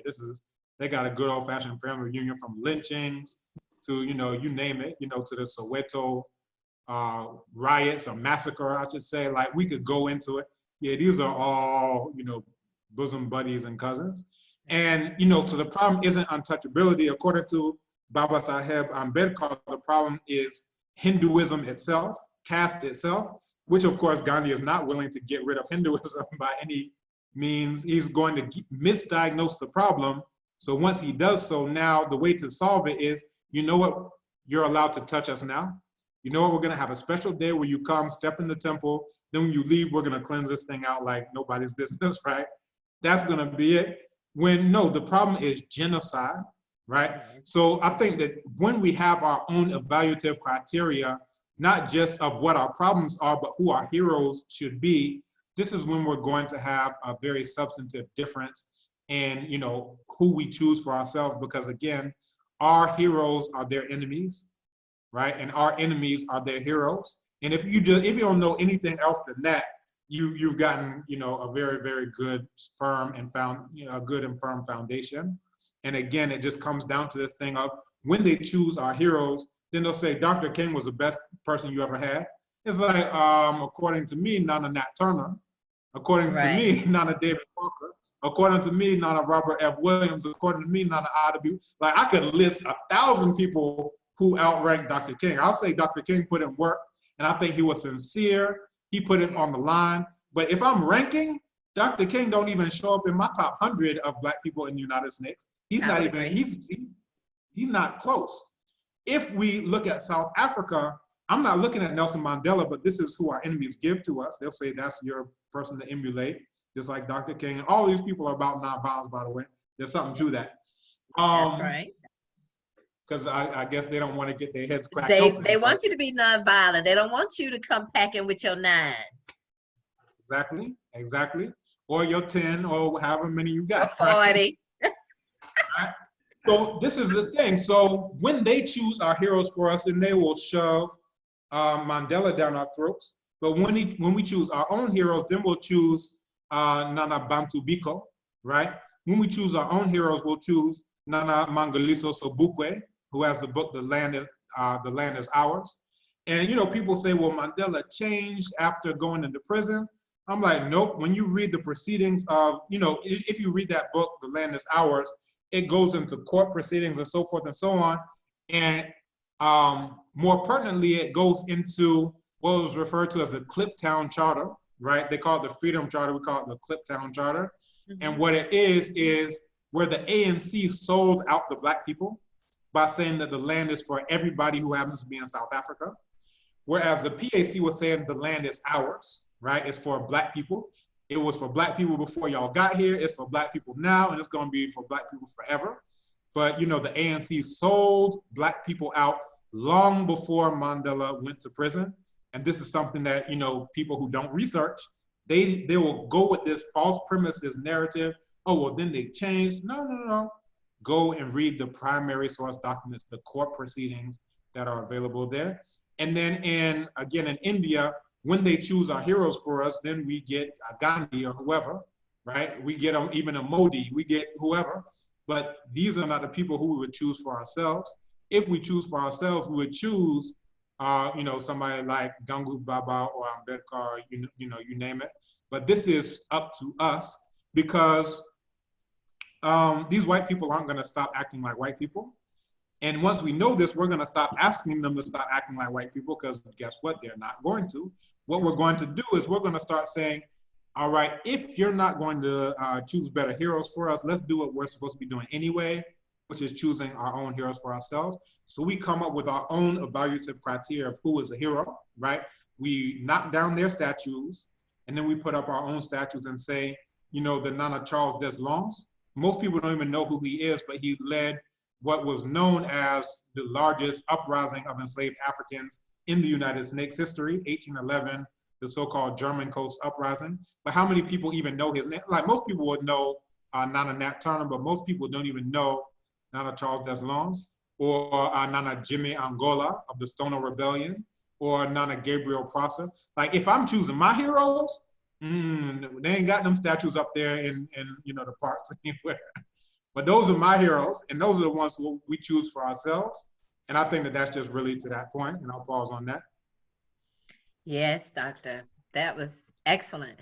I feel like I've gotten like a decade of information in just a short period of time being here with you. I could definitely sit here and listen to you for we could have this conversation for a while. Those who are on the call, do you have any comments or questions for the doctor?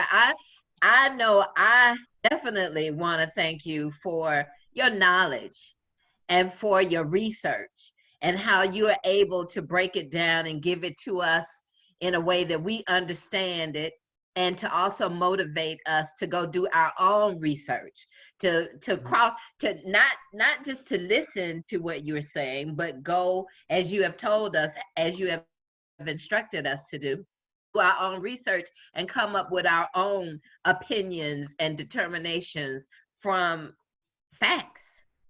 So does anyone else have a comment? Go ahead, Roberta.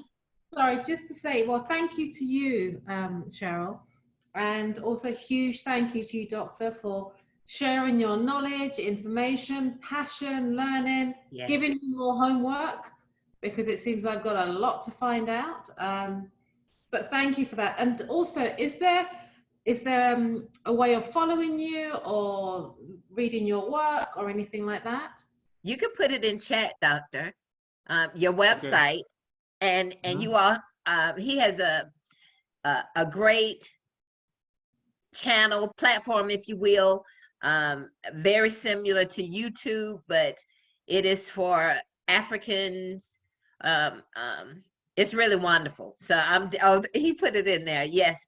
So definitely, and if you Google his name, you can find plenty of his writings, and I will be definitely bringing you all more conversations with Doctor. And we have a festival coming up October 12th through the 25th.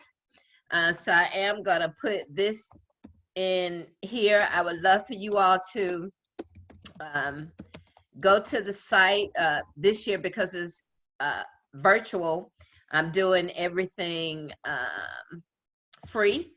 Well, everything except one of the writer's workshop. But I'm going to ask the doctor to come and do a session during the festival. One of our opening day, which is on Columbus Day. That is the 12th. We are calling it Woke Monday, and it's the anti-Columbus Day. That's what we're gonna be pushing everything that tells the truth and debunks that man that supposedly discovered America. So there you can go and see all of the schedule, and if you join our mailing list, actually, if each one of you, well, I guess I already have your email addresses, but I will add you to our email list so you will get our information for the festival. And yeah, so I really enjoy you all joining us. This has been very informative. And Doctor, I'm so glad that I know you, and I really appreciate how your mind works. And tell them you're a professor of linguistics, right? Right, yeah, so I did my PhD in linguistics. Now I'm in African Studies at the Institute of African Studies, and I'm the head of the Language, Literature, and Drama section there in African Studies. As you can tell, my schooling was very broad. So, of course, I did history, I did psychology, I did all these various areas. And, for me, I'm African, which means that I'm not going to be pigeonholed or boxed into any of these imaginary disciplinary boundaries. My research is for the liberation of Black people. And if that happens to be in something that somebody else calls linguistics, okay, cool. If that happens to be in something that somebody else calls history, then cool. So my specialization is on the solution to the problem, right? That's my specialization. My specialization is Black liberation. That's my specialization. So whatever falls under that umbrella, then that's what I'm focused on. If it ain't got nothing to do with that, then I don't have any research. I don't have anything for you on that. But if it's related to Black liberation, then you can bet that, I'm working on it and I'm on it. The last thing that, I paused on before, I know it's getting late and we've been going for some time, was that, and maybe I can even just mention it, that a lot of people are like, well, with apologists, they're like, well, Gandhi changed when he got older. So, that actually came up in that very first exchange at the university, where I posted all these racist quotes, from his entire time in South Africa. And then the vice chancellor of the entire university, who's technically my boss, right? He was like, well, I think maybe he had changed because I've read his biography. I'm like, his biography is like 1,000 biographies. Which biography? So I didn't even think he really read it, whatever he was saying.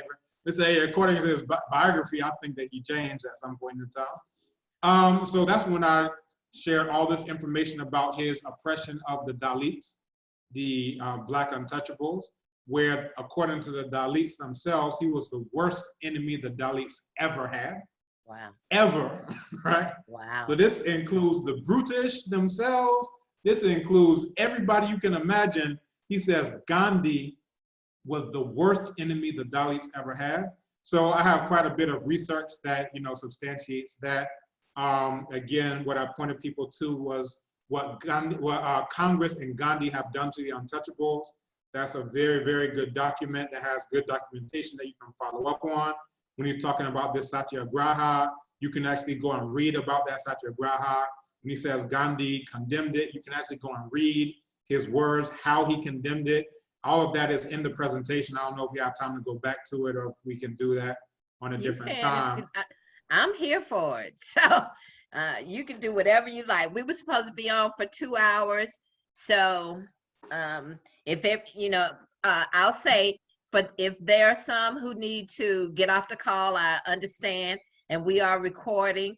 But if you would like to stay on and if you want to stay on, that would, because I'm here for it. Okay. All right, and I apologize not going into presentation mode. It's just, this is easier with the Zoom controls and anything Oh, else no, I may you're need fine. to do if I have to hop back and forth. All right. So yeah, this is the initial point that I was making.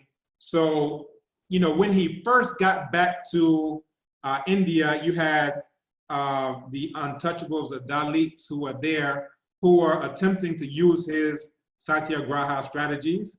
And they thought, yeah, this is going to be great. We're going to get Gandhi behind us. He already got name recognition. They thought it was all going to be good. However, not so. Gandhi, the real Gandhi showed up, not the imaginary Gandhi. So again, this is what Congress and Gandhi have done to the untouchables. It says, while Mr. Gandhi was inactive, the untouchables had started a movement called the Satyagraha movement. The object of the movement was to establish the right to take water from public wells and public temples. The Satyagraha, the chowdar tank situated in Mahad, a town in the Kolaba district of the Bombay presidency, was organized to establish the right of the untouchables to take water from public watering places. The Satyagraha at the Kalaram temple, situated in Nasik, a town in the Nasik district of the Bombay presidency, was organized, so forth. So it goes on, right? So he talks about how the caste Hindus do not prevent members of species considered lower than human, such as birds and beasts, from drinking at the lake. Moreover, they freely permit beasts kept by untouchables to drink at the lake.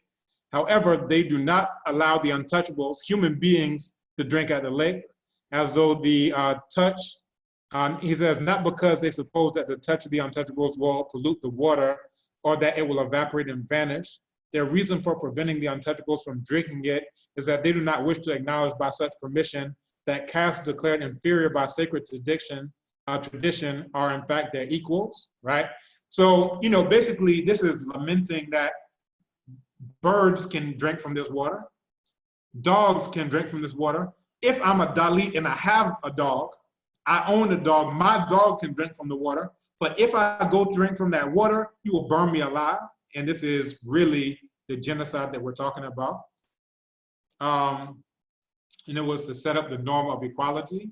And it says the untouchables were not without hope of getting moral support from of Mr. Gandhi. Indeed, they had very good ground for getting it. For the weapon of satyagraha, the essence of which is to melt the heart of the opponent by suffering, was the weapon which was forged by Mr. Gandhi and who had led the Congress to practice it against the British government for winning Swaraj. Naturally, the untouchables expected full support from Mr. Gandhi to the satyagraha against the Hindus, the object of which was to establish their right, so forth. It says, Mr. Gandhi, however, did not give his support to the satyagraha. Not only did he not give his support, he condemned it in strong terms, right? And so he says, he urged untouchables to fight for their rights by sweet persuasion and not by satyagraha, which becomes duragraha when it is intended to give rude shock to the deep-rooted prejudices of the people. Duragraha he defined as devilish force, which was the polar opposite of satyagraha, right? You can read this in the Doctrine of the Saint Annihilation of Caste, right? So here's Gandhi's definition as he wrote about it on 3rd November 1917. He says there are two methods of attaining one's goal, satyagraha and duragraha. In our scriptures, they have been described respectively as divine and devilish modes of action. So he says that satyagraha becomes duragraha when it is used against kith and kin. And now, so here it is. For their impatience, and this is according to Gandhi, they may call in the assistance of the slave-owning government. They will get it, but they will fall from the frying pan into the fire. Today, they are slaves of slaves. By seeking government aid, they will be used for suppressing their kith and kin. So basically, Gandhi is saying the upper caste Hindus are the kith and kin of the Dalits who they rape, murder, burn, immolate, whatever you want to call, every single day. So he says, instead of being sinned against, they themselves will become sinners.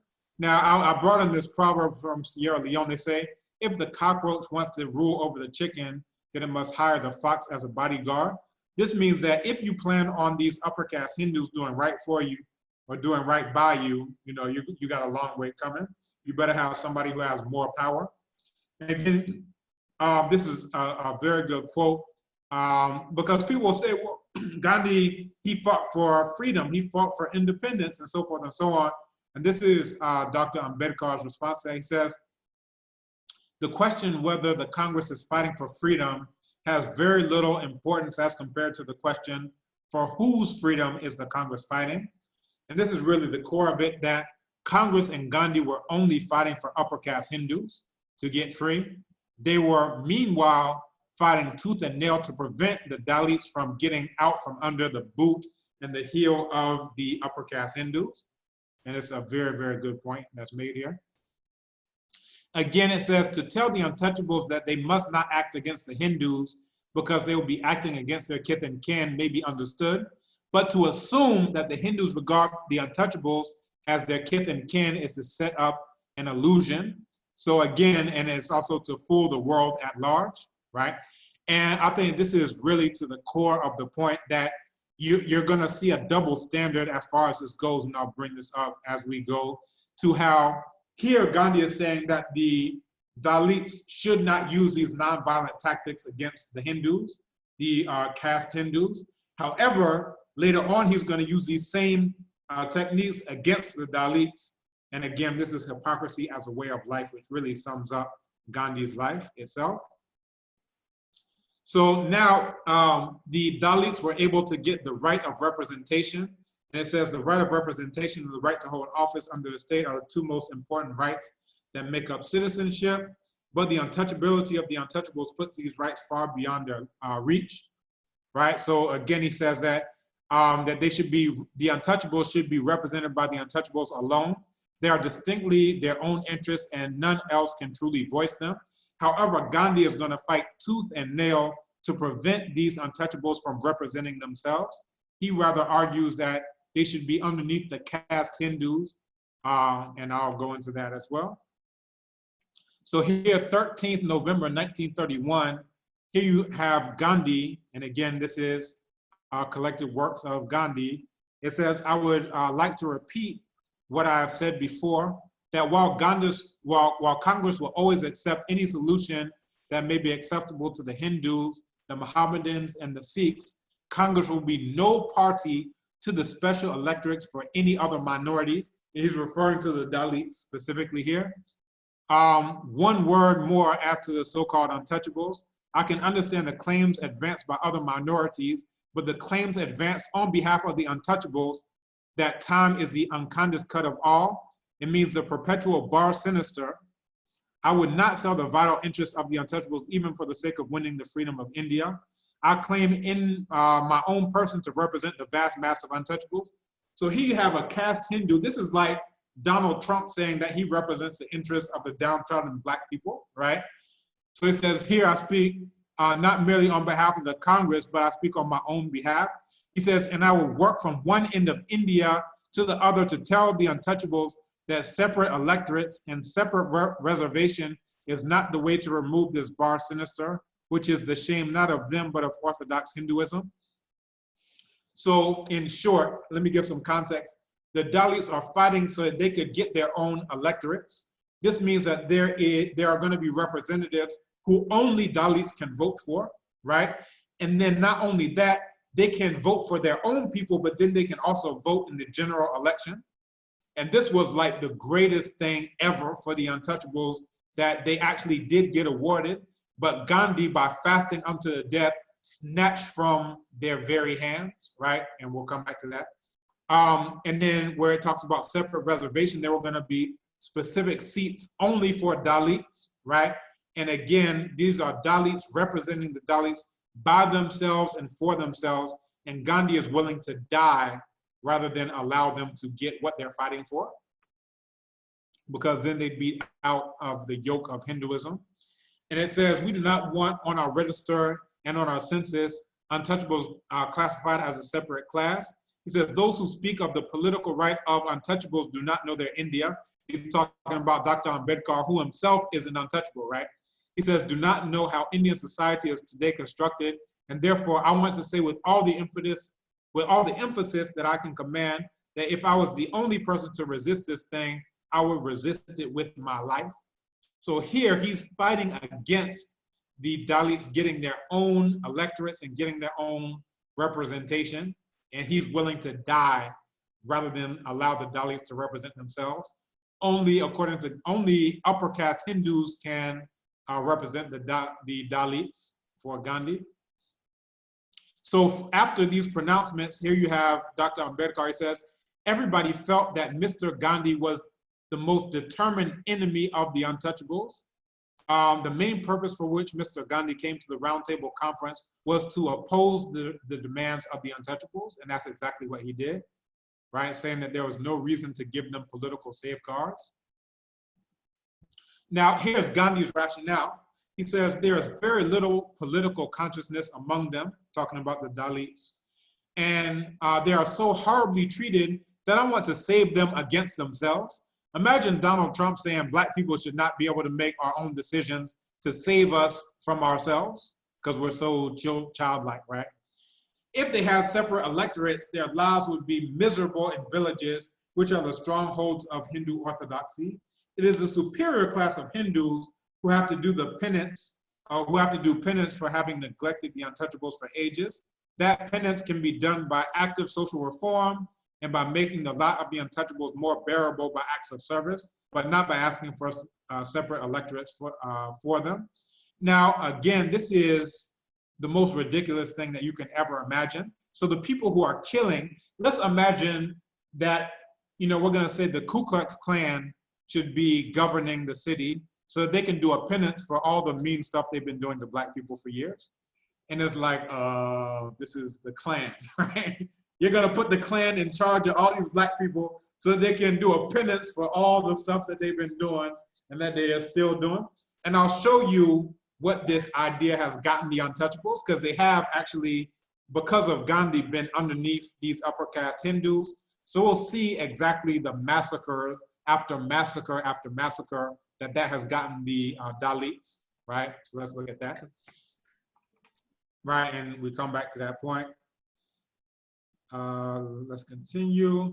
He says, you must understand I can tolerate the proposal for special representation for the Muslims.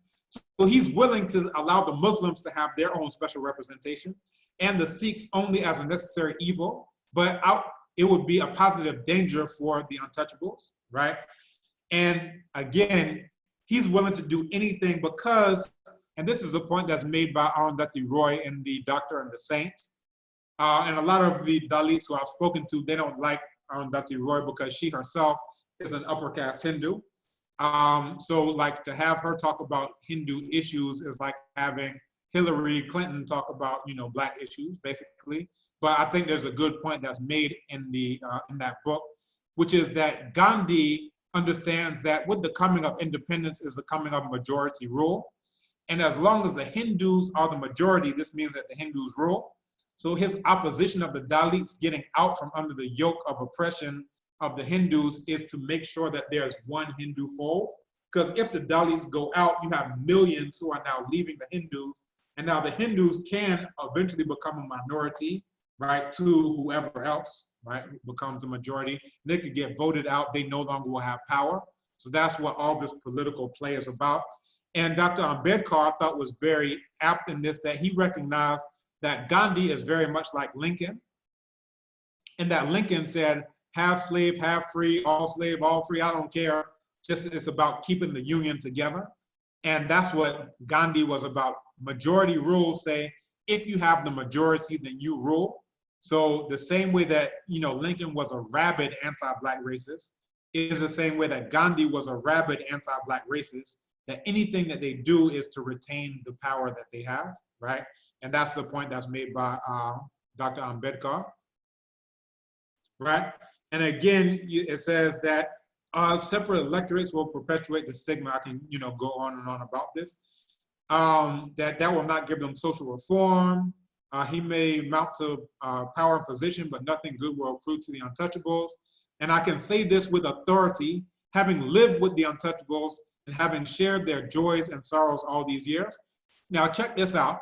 He's saying that because he's lived with untouchables, he can speak for them better than they can speak for themselves. So look at this. And this is the point that we're looking at how he fought against black people in South Africa earlier. And now this is going into how he continued to fight against Black people once he got back to India. So it's not like he had any change of heart. Again, he just changed his target. I'm pro-Indo-Aryan there and anti-Black there. And guess what? I'm pro-Indo-Aryan and anti-Black here too, right? Continue. Now, these are some of the backdoor and backroom deals that Gandhi was trying to do. And again, this is documented by Dr. Ambedkar. He says, when he found the Muslims were lending their support to the untouchables, Mr. Gandhi agreed to them their 14 points on condition that they withdrew their support from the untouchables. So again, majority rules. He saw that if the Muslims and the untouchables come together, they could eventually be the majority that now sweeps these upper caste Hindus from power, right? So he's willing to do anything, agree to all the points of the Muslims just to get them to withdraw their support of the untouchables. Look at how underhanded, this type of dealing is. And this is Gandhi fighting against the Black people everywhere he goes throughout his entire life. And again, some people say, well, you say he's racist. People don't know what racist means. They think it means you're saying some mean stuff. Oh, you're saying or whatever. No, this is talking about the systemic actions, right? A systemic structure that is set up intentionally for the oppression of one race by another race. And Gandhi's actions are definitely this, systemic, and part of that. Again, this is Gandhi, 1932. He says, I need hardly reiterate all the objections I have to the creation of separate electorates for the depressed classes. He says, but I hold that separate electorate is harmful for them and for Hinduism. And this is his point, it's harmful for Hinduism. Whatever it may be from the purely political standpoint, to appreciate the harm that a special electorate would do them, one has to know how they are distributed amongst the so-called caste Hindus and how dependent they are on the latter. So far as Hinduism is concerned, separate electorates would simply vivisect and disrupt it. So he's, again, his own mouth, saying that he's trying to keep Hinduism together. And when he's fighting for independence, this is Dr. Ambedkar's point, for whose freedom is Congress and Gandhi fighting? He's not fighting for the Black people, he's fighting for the upper caste Hindus. And this is how to understand his fight for freedom, right? That this isn't any good thing. He's fighting for the upper caste Hindus. And again, he says, but I know that separate electorate is neither a penance nor any remedy for the crushing degradation they have grown under. He says, I therefore respectfully inform His Majesty's government that in the event of their decision creating separate electorate for the depressed classes, I must fast unto death. So he's willing to fast to death to prevent Dalits from representing Dalits. Now this is indeed the worst enemy of the untouchables, just as Dr. Ambedkar said. And he says, I'm hoping, however, all my fears are wholly unjustified and the British government or the brutish government have no intention whatever of creating separate electorate for the depressed classes. Now remember earlier, I'm going to draw your attention to this. Remember earlier when the Dalits were trying to use their nonviolent tactics to cause a change to the upper caste Hindus, and Gandhi condemned it in strong terms. He said that what y'all are doing isn't satyagraha, it's duragraha, because you're using it against your kith and kin, the Hindus. But now look at Gandhi, fasting unto the death with his exact same satyagraha techniques against the Dalits, his kith and kin, right? And again, if you don't understand the Eurasian rhetorical ethic, which is hypocrisy as a way of life, you will never understand Gandhi. If you think Gandhi is sincere, or if you think his autobiography is sincere, anything that he does is sincere, then you're like a child who believes in Santa Claus. And and I don't want to offend anybody who still believes in Santa Claus, but unfortunately Santa Claus doesn't exist. Nor does the Easter Bunny, nor does Gandhi being a good guy. The Tooth Fairy. Tooth Fairy, right? All of these folks go together, as well as Gandhi, the peace-loving, whatever. Yeah. But we continue. Yeah. After giving this warning, and again, we're back to Dr. Ambedkar, and what's so profound is that most Dalits, especially at this point in time, you're talking about 1945, are not well read. And even to this day, they're not well read. They can't really articulate themselves well because they are the outcasts, right? But here you finally have one who is able to articulate what the Dalits want. And this is Dr. Ambedkar. So he says, after giving this warning, Mr. Gandhi slept over the matter, thinking that a repetition of his threat to fast unto death was sufficient to paralyze the British government and prevent them from accepting the claim of the untouchables for special representation. And this is what was announced. It says that these seats will be filled by election from special constituencies in which only members of the depressed classes electorally qualified will be entitled to vote, and that they will also be entitled to vote in the general constituency. So the Dalits were up like in the streets hopping. They were just like, this is the best thing ever. We can vote for our own people, and then we can also vote in the general one. This is like a change gonna come, right? However, Gandhi will not have it. He's willing to die to prevent Dalits from representing Dalit interests. Again, it says, His Majesty's government do not consider these special depressed classes constituencies will be required for more than a limited time. So it's only for 20 years, right? So after 20 years, now it's kind of like, the playing field will be quote unquote level. So then we can go back and abolish it after that point. But Gandhi isn't even willing to do that. It's not even like into perpetuity. Gandhi for 20 years, not even for one day, he's willing to die. So again, he says, this is 13th November, 1931. He says, I have to resist your decision with my life.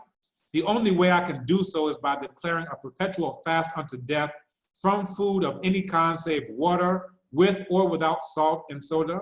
This fast will cease if during its progress the British government, the brutish government, I should say, but he said British, of its own motion or under pressure of public opinion, revise their decision and withdraw their scheme of communal electorates for the depressed classes, whose representatives should be elected by the general electorate under the common franchise, no matter how wide it is.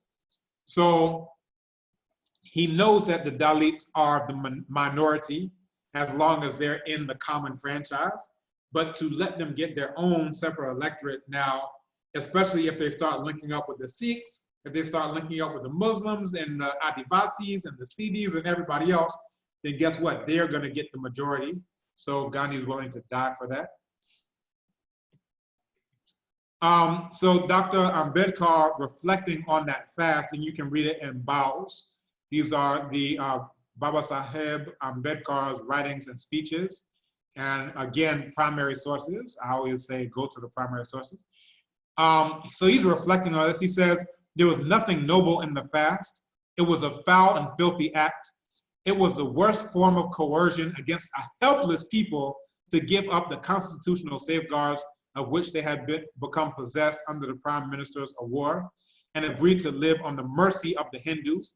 It was a vile and wicked act. How can the untouchables regard such a man as honest and sincere, right? So the Black people themselves, the Black untouchables of India, know who Gandhi is, right? But people say, oh, he was trying to help them because he had the Savam Singh and he had this and he had that. No, everything that he did, hypocrisy as a way of life, right? And then again, a deputation of Harijans waited on Gandhi at the Sevagram with the request that members of their caste grouped under the head of scheduled caste should be allowed representation on the governing body of the Harijan Sevak Singh. Gandhiji is reported to have replied that the Singh is meant to help Harijans. It was not a Harijan organization. So here he is, he's created basically like an NGO type of thing, right? So this is to help Dalits. However, Dalits are not allowed to be on the governing body of it, right? This is to help them, but not to allow them in, right? At the Roundtable Conference, Gandhiji opposed reservation of seats for Harijans on the ground that they were Hindus and should not be separated from the general body. Subsequently, in the Yeravda pact, he was obliged to consent to an allocation of seats for them, especially from the Hindu quota. So again, here you have Gandhi being Gandhi. So again, you have him saying, I think Gandhiji was not quite right when he said that the Harijan Singh could not admit members of the scheduled caste, right? So here, Gandhi is, even in his own organization, oppressing them just as he did where it came to the electorates. And, you know, here you have Gandhi writing in the Harijan, he says, the rich man will be left in possession of his wealth, and he will use what he reasonably requires for his personal needs, and will act as a trustee for the remainder to be used for society. In this argument, honesty on the part of the trustee is assumed. However, so basically he's saying that the upper caste Hindus should be trustees, and you should entrust the life and safety of the Dalits into the hands of the Hindus. But we'll see in short order what that did. And there's a proverb in Tamil, which is basically asking a cat to guard the pot of milk. It's basically like saying, asking a fox to guard a hen house. So basically saying that the upper caste Hindus should either in the Singh, which is what he created, or in government as a whole be underneath the upper caste Hindus is not a good thing. So again, Ambedkar writing says, to the untouchables, Hinduism is a veritable chamber of horrors, right? And it's basically tantamount to asking sadistic torturers to show sympathy to those who they are torturing, but they're sadistic torturers. Did you not get the memo? Right? They're not going to show any sympathy or empathy because they are who they are.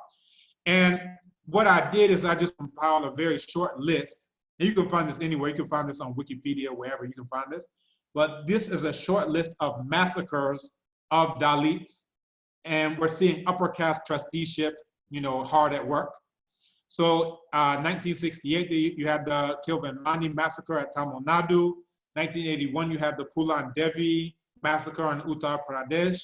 You had 1985, the Karamchedu massacre. In the 1990s, you had Ranveer Sena. 1991, you had the Sundur, Andhra Pradesh massacre. 1996, you had the Bhatani Tola massacre in Bihar. 1997, Lakhmampur Batik carnage in Bahar. 1997, you had the Malavalavu massacre in Tamil Nadu. 1997, you had the Ramabai killings in Mumbai. And what you can see is images of these massacres. So I just put a couple of these images here. So you can see what we're talking about. Dead bodies, you know, out in the open in the streets, fallen where they were killed, right, by these upper caste Hindus. So Gandhi said, yeah, we should put the trusteeship into the hands of the upper caste Hindus. So we've seen how well that works now, which Gandhi was well aware of, right? 1999, you had the Bant Singh case in Punjab. 2000, caste violence in Karnataka. 2003, the Mutanga incidents in Kerala. 2006, you had the Karlanji massacre in Maharashtra, and that was Surika Botmange, who's mentioned in the preface to Annihilation of Caste, and you can see her here, her dead body. She was raped. Her sons were castrated and otherwise dismembered. So this is upper caste trusteeship. Again, this is like asking the Ku Klux Klan to oversee an orphanage of Black people, right? We go on. 2006, Dalit protests in Maharashtra, Rajasthan. 2011, killings of Dalits in Mirchpur, Haryana. 2012, you had the Dharmapuri violence. 2013, you had the Marakanam violence, Tamil Nadu. Jalkeda, you had the Hatyakan violence in Maharashtra. 2015, the Jat Dalit violence in Dangawas, Rajasthan. 2016, you had the Rohit Ramala suicide in Central University at Hyderabad, and so forth and so on. So you can see, again, the trusteeship in action. I just downloaded a quick clip of Dalits being killed in broad daylight. Shifting focus to neighboring Tamil Nadu, where India today has access to video gruesome honor killing of This is an honor killing, they call it. Of the girl. He had been married for 8 months now, and in So you can see it here. Tirupur district, the girl He's being chopped up by machetes. That's why he's on the ground. That's there on the television screens. 3 men can be seen attacking the 21-year-old boy and his wife with sickles as they come out of the shop. The attackers fled the spot even as onlookers watched the gory murder. Police has rushed to the profusely bleeding couple to the hospital, but the boy died on the way. While the condition of his wife remains critical. Or the couple who are from different castes had fallen in love and had got married From different castes, right? Families. The girl belonging to the Devar community while the boy was a Dalit. The slain boy's family have blamed the girl's relatives for the murder.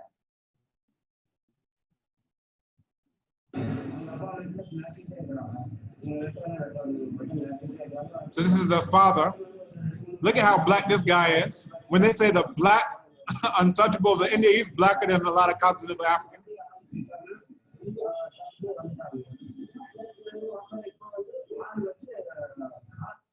Right? So we go on, and you can see the extension of this trusteeship, that when continental Africans actually go to India, they're treated the same way as the black people who've been there, getting treated that way for centuries, if not thousands of years. So here you see mob attack students. These are continental African students who were sitting here, and then a mob came and started just kicking, beating them upside the head, you know, so forth and so on. This guy in a wheelchair, you can see him here. You know, all of these lesions, all of these are black people in India. African students targeted, African students protest, demand security. You can read about this on BBC, Al Jazeera, so forth and so on. So none of this is secret.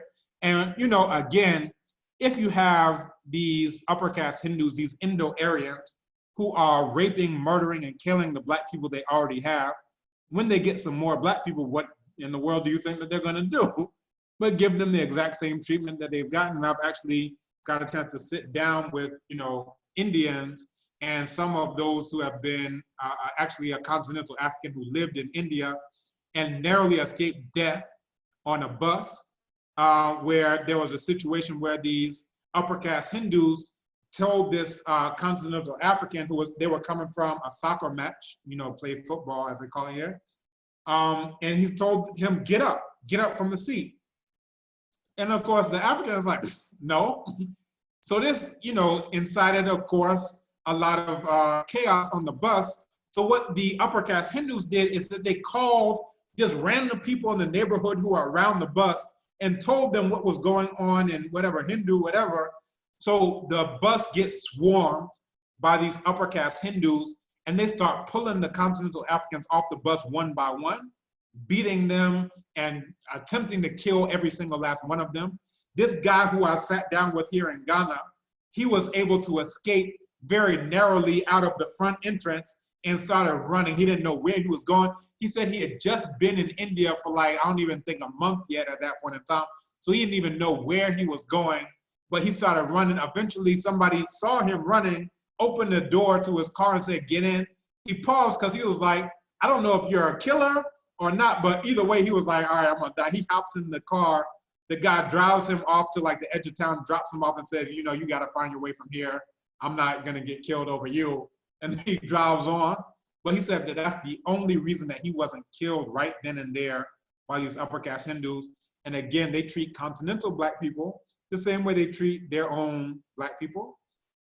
Now back to our overall point of what's wrong with this picture, right? When we have Gandhi statues, this is like this. When we look up to heroes who don't look like us, this is a mental genocide, right? And when we talk about the psychological effects, some of you are aware of the doll study. This is the Nananum Clark doll study, and that was redone more recently. Which doll is the black doll? Which doll is the black doll? And which one is the white doll? Which doll is the white doll? Which doll is the pretty doll? Which doll is the pretty doll? Points to the white doll. Which doll is the nice doll? Which doll is the nice doll? Points to the white doll. Which doll is the bad doll? Which doll is the bad doll? That's the black doll. Which doll is the nice doll? Which one's a nice doll? That's the white one. Which doll is the bad doll? Which doll is a bad doll? It's the black one. All these children. Why is that doll pretty? White and blue eyes, that's why. Which doll is the ugly doll? The black doll is the ugly doll. Why is it ugly? Because he's black. Which doll looks most like you? Which doll looks most like you? Yeah, which one looks like Me? That one. So these are children, they ain't even in school yet, right? And they already got this inculcated into their brains. And that's what that Gandhi statue does as well, right? And not just Gandhi statue, it's this imaginary white boy on a stick who people pray to. And here is a white boy who dresses up like the imaginary white boy on a stick. And here you see this guy behind him. It's like he's almost trying to meld in with him. Like if he could just dissolve into the white boy, then he would have gone to heaven in his mind. But look at this. And then you see the same thing. This is when the statue was there. You see people looking up to the statue. And, you know, this is what happens. So who does African look up to? White Jesus or Indo-Aryan Gandhi. And again, that's a mental genocide or menticide. So in conclusion, there's this proverb, and it's that dogs don't actually prefer bones to meat. It's just that no one ever gives them meat. And, you know, the last point that I had was they must find it hard to take truth for authority, who have so long mistaken authority for truth. So it's like, well, all the authorities say Gandhi was good, so it must be true. It's like, no, it's not whatever the authorities say must be true. It's that truth is the authority, right? And this was the quote that was shared earlier. What you do for yourself depends on what you think of yourself.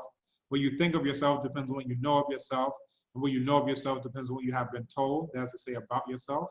And then Wolof, we just say it simple. Which is self-knowledge is better than being told about oneself. So I'll pause on that. And I hope that I was instructive in terms of Gandhi's long track record and long consistency, pro-Indo-Aryan from birth to death, anti-Black from birth to death. That's your Gandhi. That's the real Gandhi, not the imaginary Gandhi. And again, this is research, primary source-based research, not opinion-based research, not emotion-based research, primary source research, and that's what we're working with. Yes, that is so enlightening. I'm blown away by the new things you've taught me today that I did not know. I really appreciate you. And this is something that every African or Black person in the world should know about, should have access to this information.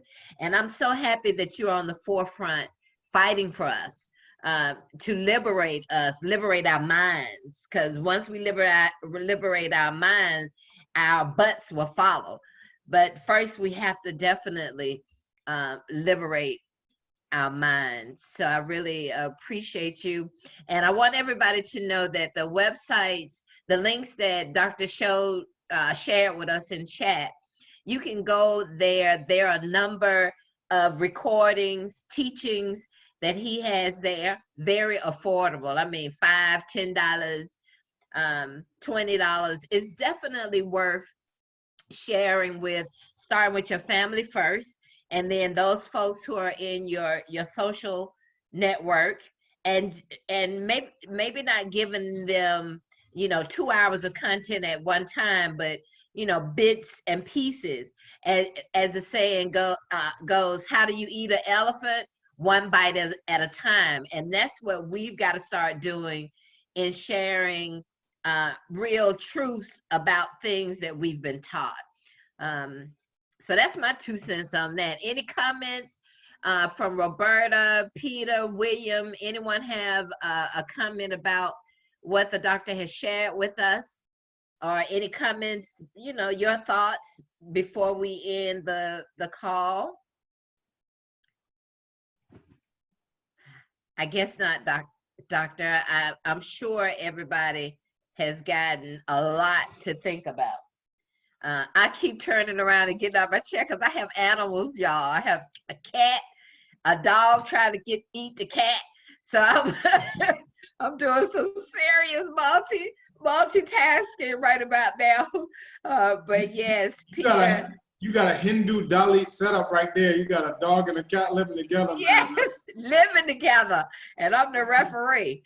But yes, this Peter says this was truly fascinating. Yes, it was. The information that you've shared. I mean, you are a wealth of information. We need to bring bodyguards over to Africa to make sure you stay intact, Because I keep telling you, I'm on a mission. My plan B is to come. I'm coming to live with you. You, your wife, I'm coming to live with all y'all. I'm getting out of the United States. Is just, whew. But this really helps us in understanding where we are as African Americans, Black people in the United States as well. And this is a excellent way of closing the conversation, is that we cannot expect our colonizers to give us equity, equality, freedom, or the truth. And as Professor said, us asking whites in America for those things is what's the saying? You can't continue doing the same thing and expect a different outcome. And if we, out of all these years, are sticking with the same thing, you know, nothing is going to change. You can't expect the colonizers to give you freedom. They're just switch the game up a little bit, but they're not going to give us anything. We have to take it or leave it. And, you know, at this point, I'm saying we need to figure out how to take our economies somewhere else. But that's my 2 cents. What I say is divest from America and invest in Africa to make Africa great again. I like that. And I think that's what we need to do. I would love to spend my next 30, 40 years here in Earth School, not living in a place where I have the weight of racism every day when I wake up, every day as I maneuver, everything that I do, I have a duality. I have to, as I tell my white friends, I have to wake up every day. You know, I have a girlfriend, white, she was doing a bunch of complaining about how hard her life was and all of this. And, you know, I got tired of hearing it. And I said to her, well, boo, I want you to consider this. I have to deal with those same challenges that you deal with as being a human, coupled with I have to finesse whiteness on a daily basis. That's my survival. Because if I don't, I may not come home alive. And so that I want to live somewhere where I don't have place has an issue, something that's not right, something that's not perfect. But I do want to experience a life of not having that weight that I'm experiencing here in the United States. Yeah, what I tell people, so, you know, I repatriated back in 2008, so that's 12 years ago. And the analogy I give is like in Ethiopia, in the highlands of Ethiopia, like Addis Ababa, the air is so thin, but everybody's like a marathon runner. So all the parks are set up for marathon running, long distance marathon. And, you know, being up there, and it's very hilly because you're on mountains. So if you're walking around town in very short order, you're short of breath, you feel some way. But then when you come back down to sea level, and I'm speaking from my own personal experience, when the plane door opened, I felt like I was drowning in oxygen, right? And it's almost like that. So it's like you can't breathe when you're there in the United States, you can't breathe. But then when you come here, you're at sea level and you get so much oxygen. That's why the Ethiopians beat everybody. In all this long distance running, they're like, yo, we got an advantage. We're running at high altitude. We come down here, it's like Superman, woo, just rolling. Right, they can fly. Right, so this is how they're able to do it. And, you know, I think that that's really the experience, that what you do in terms of what you refer to as finessing whiteness. And I always tell people it's not, they don't do that because you're Black, they do that because they're white. And that's how they have been behaving since the beginning of recorded history. You can read the autobiography of Winnie, which is the earliest military document in history, and it's about the same thing. All Black people coming together to repel these non-Black Amu. So this isn't a new thing. It didn't start with capitalism. It didn't start with enslavement. This is the complete documented history from the beginning of it all the way up to right now. And for those of us who do the research, we have the documents to support that as well. You can read that, the prophecy of Imahu Neferti. You can read the lamentations of Imahu Ipuwer. You can read Imahu Sanhat, you know, and on and on and on. But yeah, this is really the core of what it is that we're working with. And, you know, this is how we're going to change these things, is by actually building the Black nation so that we can not only stand up to, but to defeat that white nation. And it doesn't go by financing our oppressors. And that's what we do every second that we're over there, is we're literally financing our oppressors. Every time we pay our mortgage, we're financing our oppressors. Every time we pay our taxes, we're building those prisons. We're buying those bullets that are shooting us down the streets. So I've never called myself any type of African American. I refer to myself as African anti-American. Never stood up for the national anthem a day in my life, ever. As a child, everybody stands up, we say, we don't do that in our family, right? Pledge of allegiance, we don't do that in our family, right? I don't care where we are, in school, at a game, no, we don't do that, sorry, right? So, you know, this is very clear that if you're fighting against someone, you can't fight against someone and finance them at the same time. You have to build the Black nation, and then once that Black nation has power, it can stand up to and prevent them from doing what they've been doing since the beginning of recorded history, every time that they've had the power to do so. Excellent. Very well said. And I receive all of that. Oh, yes, they were asking you to, can you put a couple of those books you just told us about in the chat? And I'm sure it's on your website. Yeah, so if you go to my site, obadelekamban.com, I've given you a couple of websites before, but that's the one that has my publications on it. Okay. And you can just go there, go to our publications link, and then download, and you know, you'll be good to go. If you have any further questions, just hit the contact there, and we can continue things further. All right. Well, thank you so much for your time. I really appreciate you, and I'll be talking to you later this week, because my head is, I have so many ideas and so many things I need to discuss with you. You've opened Pandora's box, you know, in studying even about Gandhi and how I'm, you know, my walk in fighting what's going on here in, you know, in my county and Georgia. This has really given me some additional. Congratulations on stopping that statue. I was wondering what happened to it. And one Yes, thing that I wanted to do is, like I've seen different narratives up there, and there really hasn't been like anything, like even a documentation of the fight against these statues in different places. And like I said, the national anthem protests, those came and kind of like sizzled out. The Roads Must Follow was around the same time, and Fuse Must, but both of those were kind of situated in the specific country. This one, I think, is gonna go on for quite some time, because them statues keep popping out, you know, and get dumped everywhere. yes. So we don't know where the next one's gonna rear its ugly head. But because the knowledge is out there now, it can't just rear its ugly head, you know, unchecked. People are gonna know that, hold up, we ain't down with this. It's about Black dignity. It's about Black self-respect, and you know, we ain't shucking and jiving for y'all Indians. That's in right. your fight against the Chinese and so forth and so on. And I did see a link here, and I was reading about it actually right before we got started, about a woman who was raped, and then the Indian government cremated her before the family could even do anything with the body, before they could get an autopsy or anything else. The government cremated this woman.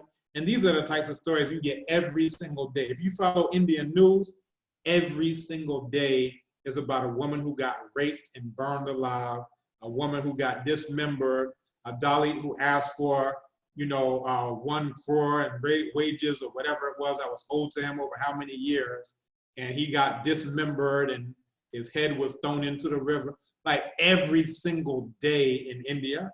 So it's like, you know, Mississippi on steroids, if you want to talk about lynching and, you know, horrors of that. I've seen those horrors. Kissing cousins. That's the Indo-Aryan alliance that we're working with over there. So, Yes. All right. Well, thank you again. I'm asking the Most High to bless you, your family, your household, with everything you stand in the need of, everything that you desire. and that you stay in the best of care and are blessed more abundantly for blessing us. I share. All right. Thank you so much. Thank you. I'll send- Everybody, thank you for joining us. You're back to you.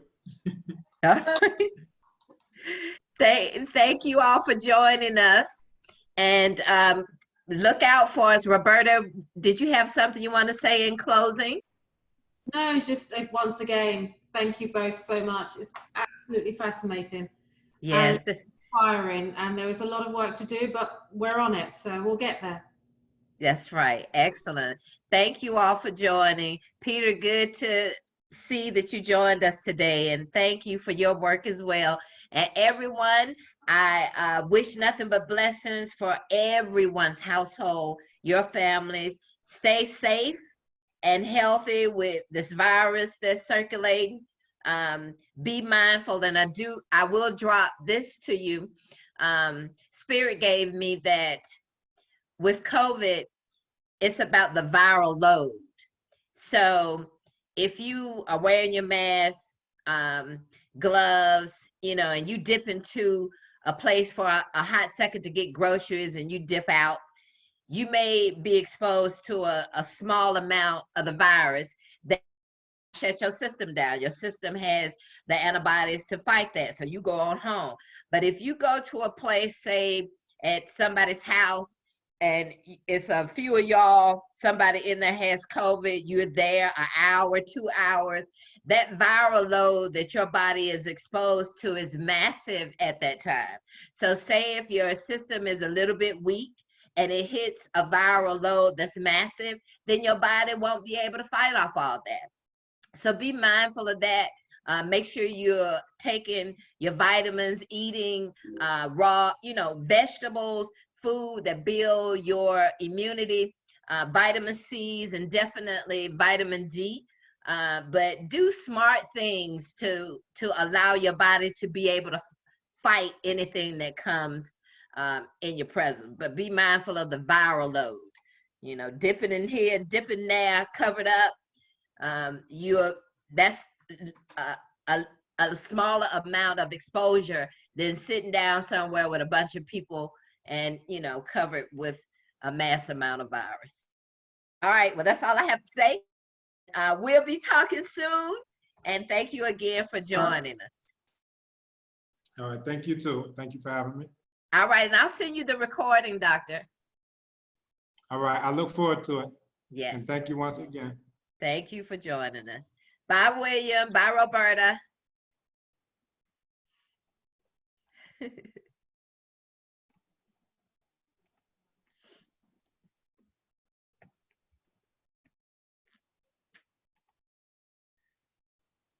Let me save this chat. Let me turn off our recording so it can start processing.